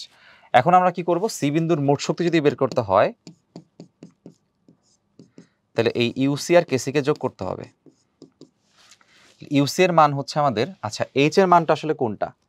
সি বিন্দুর এইচ এর মান হচ্ছে ক্যাপিটাল এইচ, তাহলে এখানে স্মল এইচ লেখাটা কিন্তু অন্যায়, এখানে ক্যাপিটাল এইচ লিখতে হবে। তাহলে পরের পেজে একটু ঠিক করতে হবে, এটা হচ্ছে নর্মাল যে কোনো এইচ না, এটা নর্মাল যে কোনো এইচ না, এটা হচ্ছে ক্যাপিটাল এইচ লিখতে হবে। ওকে, সব জায়গায় ক্যাপিটাল এইচ লিখে দিলাম।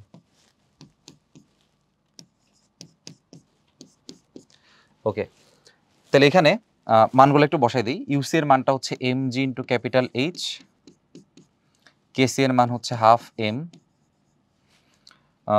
গুণ করে দিই ইউ স্কোয়ার মাইনাস 2 আর 2 কাটবে, তাহলে এখানে থাকবে এম জি এইচ।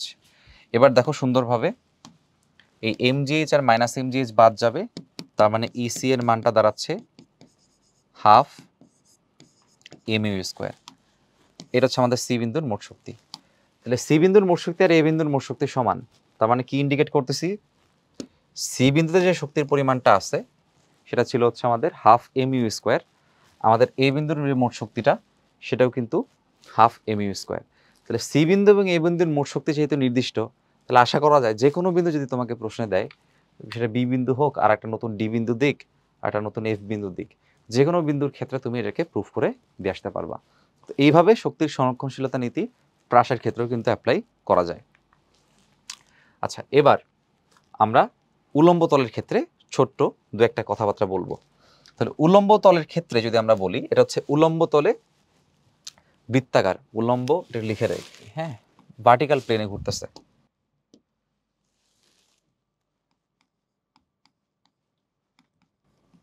উলম্ব তলে বৃত্তাকার পথে অসমবেগে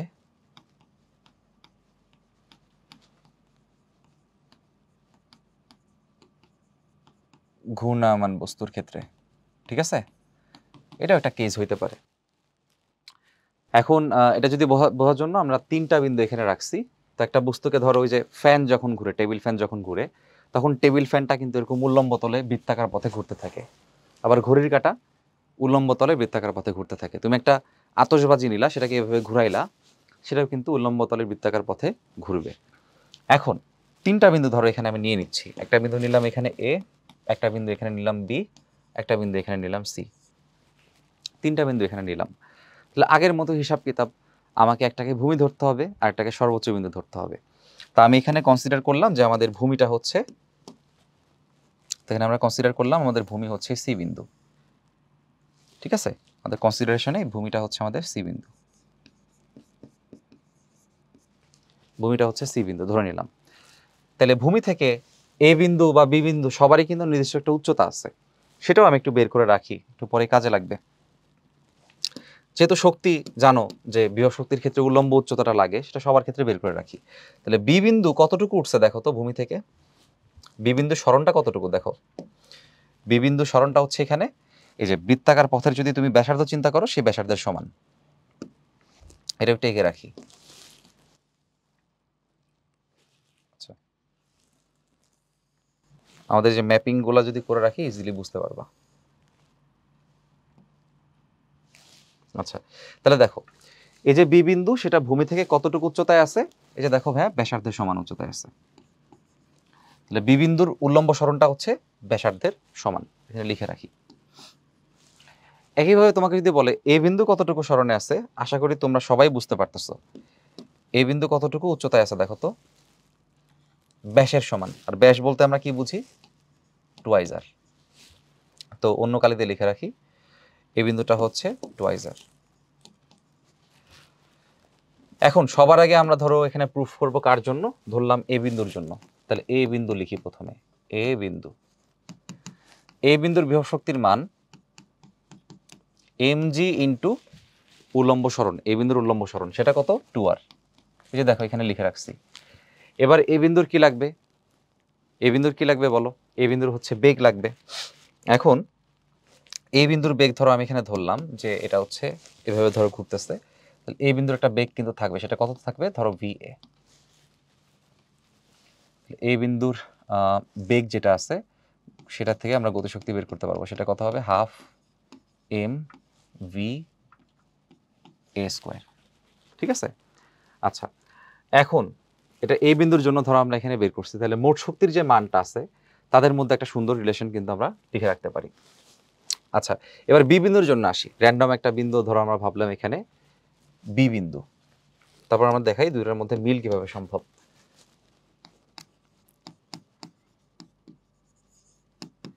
বি বিন্দু, তাহলে বি বিন্দুর বিভব শক্তির মান কি হবে এম জি ইন্টু বি বিন্দুর উল্লম্ব সরণ, সেটা কত আছে বলো এম জি ইন্টু আর। এখন আমাদের বি বিন্দুতে কি বের করতে হবে, গতিশক্তি বের করতে হবে। আচ্ছা তাহলে বি বিন্দুর গতিশক্তি যদি আমি এখানে বের করি তাহলে সেটা হবে K B equals to half M V B square. এখন দুটার মধ্যে রিলেশন তো আমাকে আনতে হবে অবশ্যই, নাহলে তো আমি প্রুফ করতে পারবো না যে দুইটা বিন্দুতে মোট শক্তির পরিমাণ কি আছে, সমান আছে। তাহলে এই ধরো এই বিন্দুর মোট শক্তির যে পরিমাণ এটাকে আমি ধরো ফিক্স ধরলাম আর কি, তাহলে এটাকে মোট শক্তি যে মানটা হবে এই দুটা যোগফল, তাহলে সেটা কত দাঁড়াচ্ছে 2mgr প্লাস হচ্ছে half M v a square. ঠিক আছে fine, half M v a square. ধরো এই দুটার যে যোগফলটা সেই যোগফলের একটা মান আছে নির্দিষ্ট, সেটা হয়তো 100 200 300, তোমরা যখন মান বসাবা প্রশ্নে যখন মান দিয়ে দিবে মান বসালে সুন্দর একটা ফিক্সড মান আসবে, মান না আসলে ভেবে রাখবা সমস্যা নেই। এখন মনে করো এইটার মান আমাকে প্রুফ করে দেখাইতে হবে সামহাও যেটা সমান, তাইলেই কিন্তু আমি বলতে পারবো যে ঠিক আছে আমার দুটা বিন্দুতে মোট শক্তির মান কি আছে বলতো সমান আছে, মানে শক্তির সংরক্ষণশীলতা নীতি সেখানে সমর্থন করতেছে। এখন এই ভিবি এর মানটা কিভাবে বের করা যায় খেয়াল করে দেখো, আমি যদি চিন্তা করি যে এই বস্তুটা এ থেকে বিতে আসছে, তাহলে এ থেকে সে যখন ঘুরে বিতে আসবে, যে এই বিন্দু আর এই বিন্দু সেম বিন্দু, ঠিক আছে, তাহলে ধরো এটা হচ্ছে এই বিন্দু, এটা হচ্ছে আদি বেগ, এটা কিন্তু আমাদের কি বেগ ধরে নাও এটা হচ্ছে আমাদের আদি বেগ। তাহলে এই বস্তু যখন এখান থেকে এভাবে আসবে, একটা কাজ করি বেগের মানটাকে এদিকে ধরে নিই, তাহলে সহজ হবে, বোঝাইতে সহজ হবে। ধরো এটা হচ্ছে এদিকে আছে, ঠিক আছে, আপাতত ধরে নাও যে বেগের মানটা হচ্ছে এদিকে, তাহলে এটা মুছে দিই। আচ্ছা তাহলে এইভাবে যাওয়ার সময় বি বিন্দুতে তার একটা বেগ থাকবে স্পর্শক বরাবর, ঠিক আছে। এখন এই বেগের মান আমাকে বের করতে হবে। এখন তোমরা আমাকে বলো যে এ থেকে সে যখন বি বিন্দুতে আসছে তখন কতটুকু সরণ হয়েছে, তা সরণের মান কিন্তু কার সমান বলতো, এ থেকে বিতে সরণের মান কার সমান বলতো, ব্যাসার্ধের সমান। আর অভিকর্ষ ত্বরণ তো বুঝতেছো কত কাজ করতেছে, জি কাজ করতেছে। তাহলে ভিবি এর মানটা আমরা কিভাবে বের করতে পারি, ভিবি এর মানটা হবে হচ্ছে আদিবেগ স্কোয়ার, আদিবেগ হচ্ছে কত VA square plus 2g into সরণ, সরণ কত আর। তাহলে এই যে ভিভি স্কোয়ারের মানটা এখানে আমরা ইনপুট করে দিব, ভিভি স্কোয়ারের মানটা ইনপুট করে দিই, তাহলে half M v a square plus হচ্ছে 2gr। তাহলে এখান থেকে আমরা বুঝতে পারতেছি আমাদের কে বি এর মানটা দাঁড়াবে half M v a square plus হচ্ছে হাফ এম, হাফ আর 2 হচ্ছে বাদ যাবে তাই না, তাহলে বাদ গেলে 2mgr হয়ে যাবে, বাদ গেলে এখানে 2mgr হয়ে যাচ্ছে। তাহলে এখানে আমাদের বিভব শক্তির যে মানটা আসতেছে এখানে একটা, আচ্ছা এখানে হাফ আর 2 বাদ দিলে তো শুধুমাত্র mgr থাকে, 2mgr কেন বলতেছি, শুধু mgr থাকে। তাহলে গতিশক্তি আর বিভব শক্তির মানটা যখন আমরা যোগ করব তখন এখানে মোট শক্তি পাবো। তাহলে মোট শক্তির মানটা বের করে ফেলি, যে এখানে মোট শক্তির মানটা হবে ইউবি প্লাস কেবি। বিভব শক্তির মান হচ্ছে mgr আর গতিশক্তির মান হচ্ছে এত, half M v square plus mgr। তা দেখো এখানে একটা mgr একটা mgr, দুটো mgr সাথে হাফ এম ভি স্কোয়ার, তাহলে কি লেখা যাবে 2mgr প্লাস হচ্ছে হাফ এম ভি স্কোয়ার। দেখো এটা কার সমান, এই শক্তিটা কিন্তু এই বিন্দুর শক্তির সমান, এই বিন্দুর শক্তির সমান। দেখতে পেয়েছো? তাহলে আমরা কিন্তু মোটামুটি ক্লিয়ার যে বি বিন্দুর মোট শক্তি আর এ বিন্দুর মোট শক্তি কিন্তু সমান। বি বিন্দু এবং এ বিন্দুর মোট শক্তি সমান। তাহলে এখানে সমান সমান আমরা ই বি লিখে রাখতে পারি। এবার চাইলে আমরা সি বিন্দুর জন্যও কিন্তু বের করতে পারি। চলো পরের পেজে বের করি। তাহলে এখানে এটাকে আমরা একটু দেখাই। আচ্ছা, এটাকে আমরা একটু কপি করে রাখি। আচ্ছা দেখো, তো স্পেশাল কেস না, এটা হচ্ছে জাস্ট ওই আগেরটার এক্সটেনশন। আমরা যদি এখানে সি বিন্দুটার জন্য দেখাই, এই যে সি বিন্দু যদি দেখাইতে চাই, তাহলে ধরো এটা হচ্ছে আমাদের এ ছিল, এটা ছিল আমাদের হচ্ছে বি, এটা এ ছিল, এটা বি ছিল, এটা ছিল হচ্ছে সি। তাহলে বস্তু যদি এ থেকে গতিশীল হয়, এদিকে তার একটা বেগ থাকবে ভি এ, এদিকে বেগ থাকবে স্পর্শক বরাবর ভি বি। অসম বেগের জন্য বেগ চেঞ্জ হচ্ছে, এদিকে বেগ থাকবে স্পর্শক বরাবর ভি সি। বস্তু যদি এভাবে গতিশীল হচ্ছে, এই জন্য তার বেগের দিক হচ্ছে এরকম। এখন কথা হচ্ছে এই ভিসি এর মানটা বা সি বিন্দুতে যদি চিন্তা করতে চাও, তাইলে সি বিন্দুতে একটু লিখি, সি বিন্দুতে বিভব শক্তির মান কত হবে? mg into 0। তার কারণ কি, সিটাকে আমরা কিন্তু ভূমি ধরছিলাম, আর ভূমিতে কিন্তু কোনো উল্লম্ব সরণ নাই, এই জন্য সি বিন্দুতে বিভব শক্তির মান হচ্ছে 0 হবে। তাহলে এবার সি বিন্দুতে কি বের করতে হবে? গতিশক্তি বের করতে হবে। সেটা কত হবে? Half m vc square. এখন ভিসি স্কোয়ারের মানটা বের করলে আমাদের কাজ শেষ। দেখো, শেষ বেগের মান সবসময় কি হয়? আদি বেগ স্কোয়ার প্লাস 2g ইন্টু হচ্ছে সরণ। এখন আমি যদি ধরি যে এই এ থেকে আমি স্টার্ট করছি, এটা হচ্ছে আদি বিন্দু, আর সিটা হচ্ছে শেষ বিন্দু, তাহলে সরণ বলতে আমরা কি বুঝি? আদি থেকে শেষের উল্লম্ব সরণ। ঠিক আছে, আদি থেকে শেষের যেই পার্থক্যটা, উল্লম্ব সরণ কেন বলতেছি, আদি থেকে শেষের যে পার্থক্যটা সেটা। ঠিক আছে, তাহলে এখানে যদি আমি ডিস্টেন্স দিয়ে তোমাদের দেখাই, তাহলে খেয়াল করে দেখো, এ থেকে সি পর্যন্ত আমার এই সরণের মানটা কত? ব্যাসের সমান। এবং ব্যাসের মান কত বলো তো? ব্যাসের মানটা হচ্ছে 2r। তাহলে এখানে আমি কি বসাইতে পারবো? এই ভিসি স্কোয়ারের যদি মান বসাইতে চাই, তাহলে সরণের মানটা হচ্ছে বসাই দিতে পারবো 2r, mg ইন্টু এই যে 2g ইন্টু সরণ। তাহলে এখান থেকে দেখতে পাচ্ছ যে ভিসি স্কোয়ার মানটা আমরা পেয়ে গেছি, সেটা হচ্ছে ভিএ স্কোয়ার প্লাস 4gr। এই মানটা এখন আমরা এখানে ইনপুট করে দিব। তাহলে half m va square plus 4gr। এবার যদি মোট শক্তি বের করি, এই দুটাকে যোগ করে দিলেই হবে ইউসি প্লাস কেসি। তাহলে যোগ করে দেখো এখানে কত আছে? 0। তাহলে এখানে যা থাকবে তাই। এটা কত আসতেছে? Half m va square plus এই 2 আর এই 4 কাটাকাটি গেলে 2 থাকবে, তার মানে সেটা হবে 2mgr। দেখো তো মিল পাও কিনা? মিল পাচ্ছ কিন্তু। সি বিন্দুর যে মোট শক্তিটা, সেটা কিন্তু এই যে এদের মোট শক্তিরই সমান। তার মানে আমি বলতে পারি যে এই শক্তিটা আসলে সি বিন্দুর মোট শক্তিরও সমান। তার মানে এই এ বিন্দু বলো, তার মানে এই এ বিন্দু বলো, বি বিন্দু বলো, অথবা সি বিন্দু বলো, এই এ বি বা সি তিনটা বিন্দুতেই মোট শক্তির পরিমাণ হচ্ছে 2mgr plus half M v square. দেখো এখানেও দেখাইছি যোগ করে, এখানেও যোগ করে দেখছো তাই আসে, এখানেও যোগ করে দেখলা সেটাই আসে। তার মানে এই উল্লম্ব তলে বৃত্তাকার পথে অসম বেগে যে ঘূর্ণায়মান বস্তুগুলো থাকবে, তাদের ক্ষেত্রে এই শক্তির সংরক্ষণশীলতা নীতি আমরা অ্যাপ্লাই করতে পারবো। আচ্ছা, এখন স্পেশাল কেস আমরা দেখাবো হচ্ছে এখানে। তো আগের যেটা দেখাইছি এটা কিন্তু স্পেশাল কেস না, এটা জাস্ট এক্সটেন্ড করছিলাম দেখে এভাবে আছে। এটাকে একটু মুছে দিই, যাতে কেউ আবার উল্টা পাল্টা না চিন্তা করো যেটা আবার স্পেশাল কেস কিভাবে হলো। ওকে, এটা আমাদের স্পেশাল কেস আসলে না।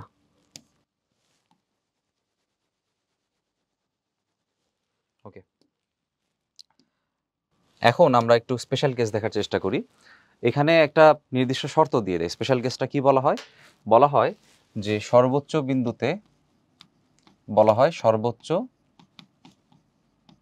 বিন্দুতে সুতার যে টানটা আছে, সেই সুতার টানটা হচ্ছে 0। সর্বোচ্চ বিন্দুতে সুতার টানটা হচ্ছে কত বলা হয়? 0 বলা হয়। এখন এইরকম কেসে আমরা কিভাবে প্রশ্ন সলভ করবো সেটা এখন দেখাবো। তো এটা একটু মনে রাখতে পারো, এটা যেহেতু খুবই কমন। আমি এখানে বিন্দুটার নাম আবার দিয়ে দিলাম, এটা এ বিন্দু, এটা বি বিন্দু, এটা হচ্ছে সি বিন্দু। ওকে, এখন সর্বোচ্চ বিন্দুতে যদি সুতার টান 0 ধরা হয়, তাইলে আমি হচ্ছে যেই কোয়েশনটা তোমরা শিখে আসছিলে নিউটনের বলবিদ্যা, সেটা অ্যাপ্লাই করব। তোমরা নিশ্চয়ই জানো যখন কোনো বস্তু ঘুরতে থাকে কন্টিনিউয়াসলি, ধরো এভাবে ঘুরতেছে, তখন তার বেগের মানটা কাজ করে স্পর্শক বরাবর, বেগের দিক হয় স্পর্শক বরাবর, আর তার উপরে কেন্দ্রমুখী এবং কেন্দ্র বিমুখী বল কাজ করে। এখন কেন্দ্রমুখী এবং কেন্দ্র বিমুখী বলের ক্ষেত্রে যেই হিসাবটা আমরা করি, এটা জাস্ট একটা এক্সটেনশন আর কি, সূত্রের মধ্যে কোনো পার্ট না, এটা স্পেশাল কেস, এটাকে একটা অ্যাপ্লিকেশনে চিন্তা করো, ঠিক আছে? তো আমরা জানি কেন্দ্র বিমুখী বল কিন্তু বস্তুর উপরে কাজ করে, আর কেন্দ্রমুখী বল হচ্ছে কেন্দ্রের উপরে কাজ করে। তো এখানে কেন্দ্র বিমুখী বলটা বস্তুর উপরে যখন কাজ করবে সেটা বাইরের দিকে mva²/r এভাবে কাজ করবে। আর সুতার টান কাজ করবে কোন দিকে? কেন্দ্রের দিকে কাজ করবে। সুতার টান কাজ করবে কেন্দ্রের দিকে, সেটার মান হচ্ছে t। আবার বস্তুর যদি একটা ভর m হয় তাহলে mgও কিন্তু নিচের দিকে কাজ করবে। তাহলে এই বিন্দুতে আমি কি লিখতে পারি? আমি এই বিন্দুতে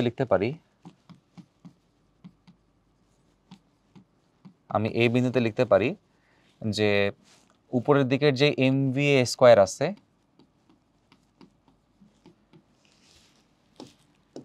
এই মানটা হচ্ছে নিচের দিকের দুইটা বলের সমান, মানে mg এবং t এর সমান, দুটোর যোগফলের সমান। বাট যেহেতু আমাদের স্পেশাল শর্ত হচ্ছে যে সর্বোচ্চ বিন্দুতে সুতার টান কি হইতে হবে? 0 হইতে হবে, তাহলে এই t এর মানটা কি হবে বলো তো? 0 হবে। তাহলে এখান থেকে m বাদ যাবে, তাহলে এখন আমরা বলতে পারবো v এর যে মানটা সেটা হচ্ছে gr। তার মানে এখান থেকে বলা যাবে v এর মান হবে √gr। ওকে, এটাকে একটা বক্স দিয়ে রাখি। তো সর্বোচ্চ বিন্দুতে সুতার টান 0 হওয়ার জন্য সেই সর্বোচ্চ বিন্দুতেই বেগের মান কত হবে? এরকম এমসিকিউ অনেক সময় আসে, মুখস্থ রাখতে পারো, সেটা হচ্ছে √gr। রিটার্ন আসলে তো সময় পাবা, এমসিকিউ আসলে সময় কম পাবা, মনে রাখতে পারো √gr। এখন সবসময় যে সর্বোচ্চ বিন্দুতেই বেগের মান জিজ্ঞাসা করে তা না, এই সি বিন্দুতেও বের করতে বলতে পারে। তাহলে এবার হচ্ছে ধরো আমি তোমাদের দেখাবো হচ্ছে সি বিন্দুর জন্য জিনিসটা কিভাবে চিন্তা করতে পারো, ঠিক আছে? তাহলে এবার আমরা লিখলাম এখানে সি বিন্দুতে, সি না, প্রথমে হচ্ছে বি এরটা দেখাই, তাহলে জিনিসটা জমবে আর কি, সুন্দর একটা সিকোয়েন্স তোমরা দেখতে পাবা বি বিন্দুতে। তাহলে বি বিন্দুতে সে যখন আসবে, সংরক্ষণশীলতা নীতি আমরা এতক্ষণ বললাম, ঠিক আছে, অ্যাপ্লিকেশন দেখছি, এখানেও সেটা করা যায়, বাট অনেক বেশি লেন্দি হয়। আমরা সহজে চিন্তা করবো, একটু আগে যেভাবে সহজে চিন্তা করতেছিলাম ওইভাবে চিন্তা করব। ধরো সে এ থেকে শুরু করে সে এখানে বি পর্যন্ত আসছে, তাহলে এটা হচ্ছে কি পড়ছিলাম আমরা? আদি বেগ। আর বিটা হচ্ছে তাহলে এখানে কি? শেষ অবস্থান। তাহলে এই যে বিতে এসে তার যে শেষ বেগ ভিবিটা আছে, এই ভিবি এর মান যদি আমাকে বের করতে হয়, তাহলে আমি সূত্র কি অ্যাপ্লাই করব? ধরো ভিবি বের করতে হবে, তাহলে কিভাবে সূত্র অ্যাপ্লাই করতে পারি? খেয়াল করো, এ থেকে সে যখন বিতে আসছে তার সরণের মানটা কত? এই সরণ কার সমান বলো তো? ব্যাসার্ধের সমান। তাহলে সরণের মান হচ্ছে ব্যাসার্ধের সমান। তাহলে আমরা বেগের ইকুয়েশন কি জানি? বেগের ইকুয়েশন জানি যে শেষ বেগ হচ্ছে আদি বেগ স্কোয়ার প্লাস 2gh। এখন দেখো, শেষ বেগ হচ্ছে বি বিন্দুতে, শেষ বেগ হচ্ছে ভিবি, আদি বেগ হচ্ছে কোন বিন্দু? এ বিন্দুতে, সেটা হচ্ছে va², আর 2g ইন্টু হচ্ছে সরণ কতটুকু হয়েছে এখানে? আর। তাহলে ভিবি² বদলে এই মানগুলো আমরা বসাই দিতে পারি। তাহলে বি বিন্দুতে যে বেগের মানটা আছে, এই যে vb², এটা আমরা এখানে বসাই দিতে পারি। তাহলে vb² এর মান কত হবে? va² plus 2gr। খেয়াল করে দেখো, va² এর মানটা আমরা আগে থেকে জানি, হুইচ ইজ gr।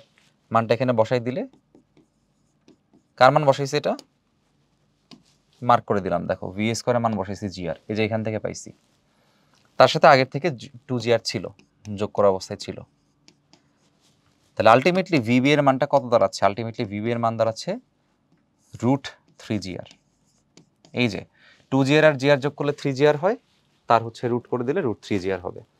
এটা হচ্ছে ভাইয়া আর একটা জিনিস। তাহলে প্রথমটা হচ্ছে একটা gr, এটা হচ্ছে 3টা gr। তাহলে গেস করো, আমি হচ্ছে এ এর জন্য পাইছি একটা gr এর রুট, বি এর জন্য পাইছি 3টা gr এর রুট। তাহলে এ থেকে বি এর জন্য সরণ হচ্ছে আর, তাহলে এই গ্যাপটা ফুলফিল করলে রুটের মধ্যে 1 থেকে 3 হয়েছে, 1 থেকে 3 মানে 2 বাড়ছে, তাহলে বি থেকে সিতে আসলে একই পরিমাণ সরণ হবে, তাইলে আবারও রুটের মধ্যে 2 বাড়বে, 3 থেকে হয়ে যাবে 5। সেটাই আমরা চলো প্রুফ করে দেখাই, তাহলে সহজে মনে রাখতে পারবো আর কি। তাহলে এবার আমরা দেখাবো সি বিন্দুতে আসলে কি হয়। সি বিন্দুতে কি হয়,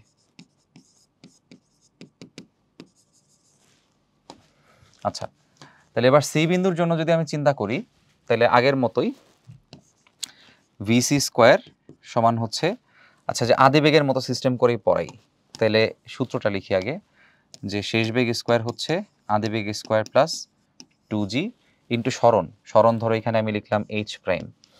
তাহলে এখন সি বিন্দুতে শেষ বেগটা কত সেটা আমাকে বের করতে হবে, ভিসি স্কোয়ার, আদি বেগ আমি কই থেকে ধরবো, আদি বেগ আমি এটাকেই ধরবো, এটা হচ্ছে আমার এখন আদি বেগ হচ্ছে আমাদের ভিএ। এখন এখান থেকে সে যখন সি পর্যন্ত আসবে, সরণ হচ্ছে আদি থেকে শেষ পর্যন্ত সরণ, এই জন্য কিন্তু আমি এই দাগটা টানছি, আদি থেকে শেষ হচ্ছে সবসময় আমাদের সরণ, ঠিক আছে। এই যে দেখো আদি থেকে শেষ হচ্ছে আমাদের এখানে সরণ, এই সরণটা কত সবাই আশা করি বুঝতেছো, ব্যাসের সমান, তাহলে এখানে সরণের মান কত, যেটা এইচ প্রাইম এখানে লিখছি আমরা, এইচ প্রাইমের মান হচ্ছে 2r, তাহলে এইচ প্রাইমের মান বসাই দিতে পারি, আর ইউ এর মান কোনটা, আদি বেগ ভিএ, তাহলে va square plus 2g into 2r, va স্কোয়ারের মান কত জিআর, তাহলে জিআর এর সাথে 4gr যোগ করলে কত আসবে, 5gr আসবে। তার মানে সি বিন্দুতে শেষ বেগের মানটা আমরা বের করে ফেলতে পারতেছি, সি বিন্দুতে আমাদের শেষ বেগের মানটা আসবে √5gr।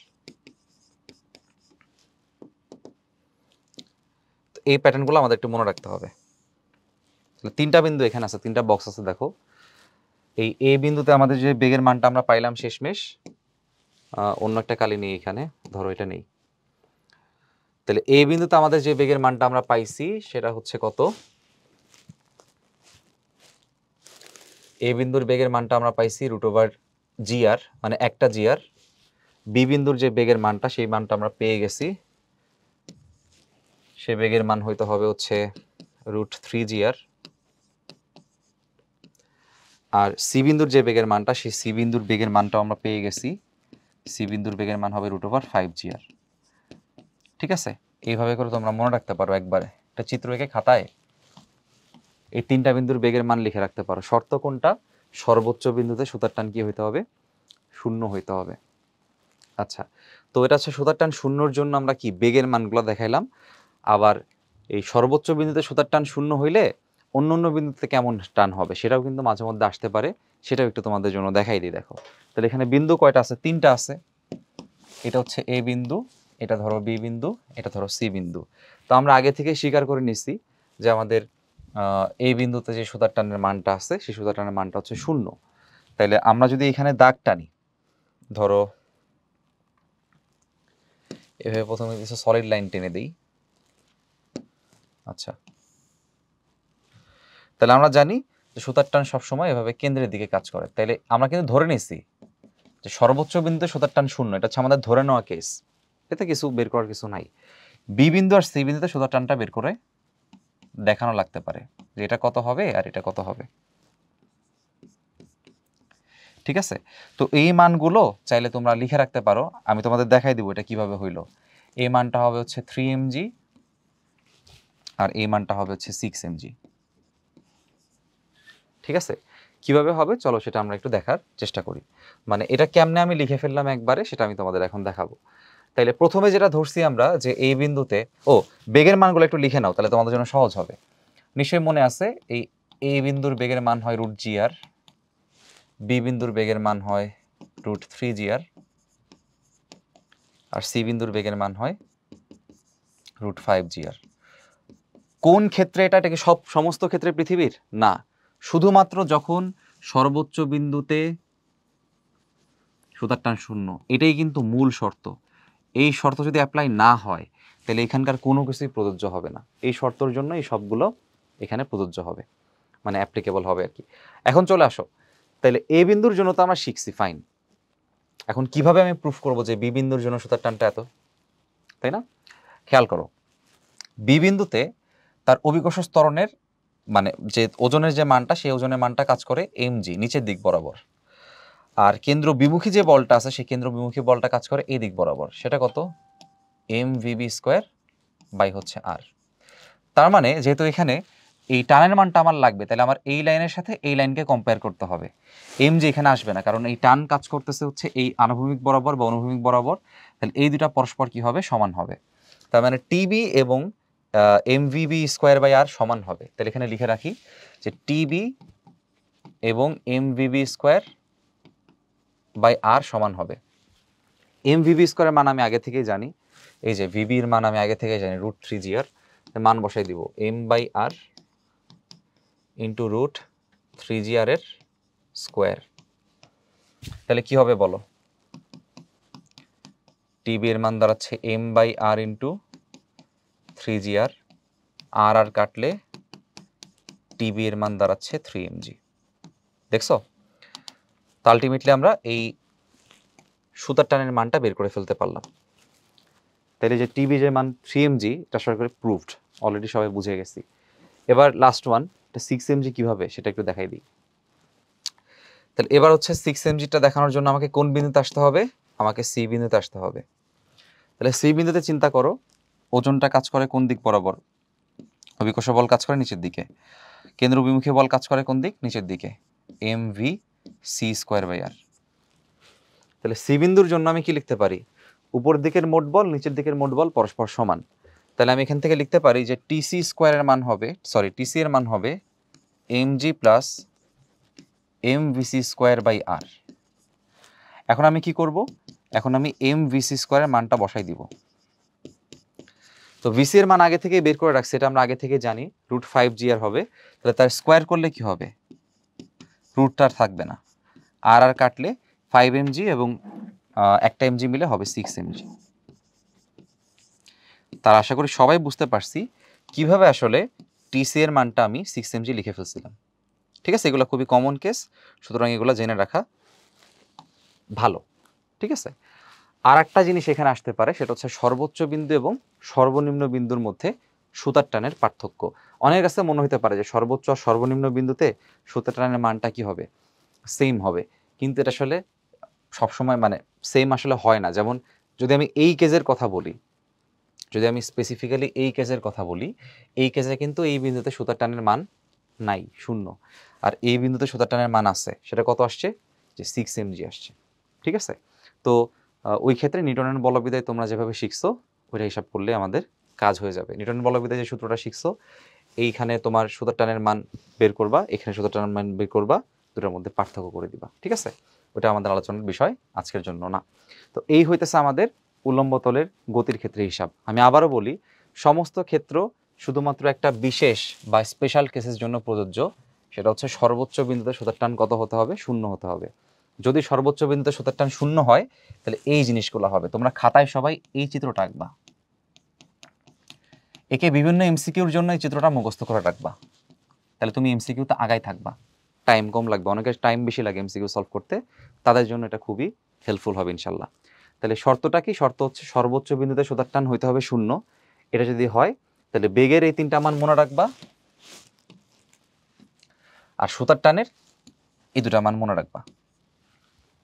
ঠিক আছে, দ্যাটস ইট। সো এই হচ্ছে আজকে আমাদের লেকচার। তোমাদের সাথে আবারও দেখা হচ্ছে পরবর্তী লেকচারে, যেখানে আমরা এই যান্ত্রিক শক্তির যে নিত্যতা আছে তারও আরও কিছু সুন্দর সুন্দর প্রশ্ন আমরা সলভ করব, এবং লাস্টের দিকে তোমরা অ্যাডভান্স টাইপের কিছু প্রবলেম পাবা, সেটা আমরা সলভ করবো ইনশাল্লাহ। দেখা হচ্ছে পরবর্তীতে, সবাই ভালো থেকো।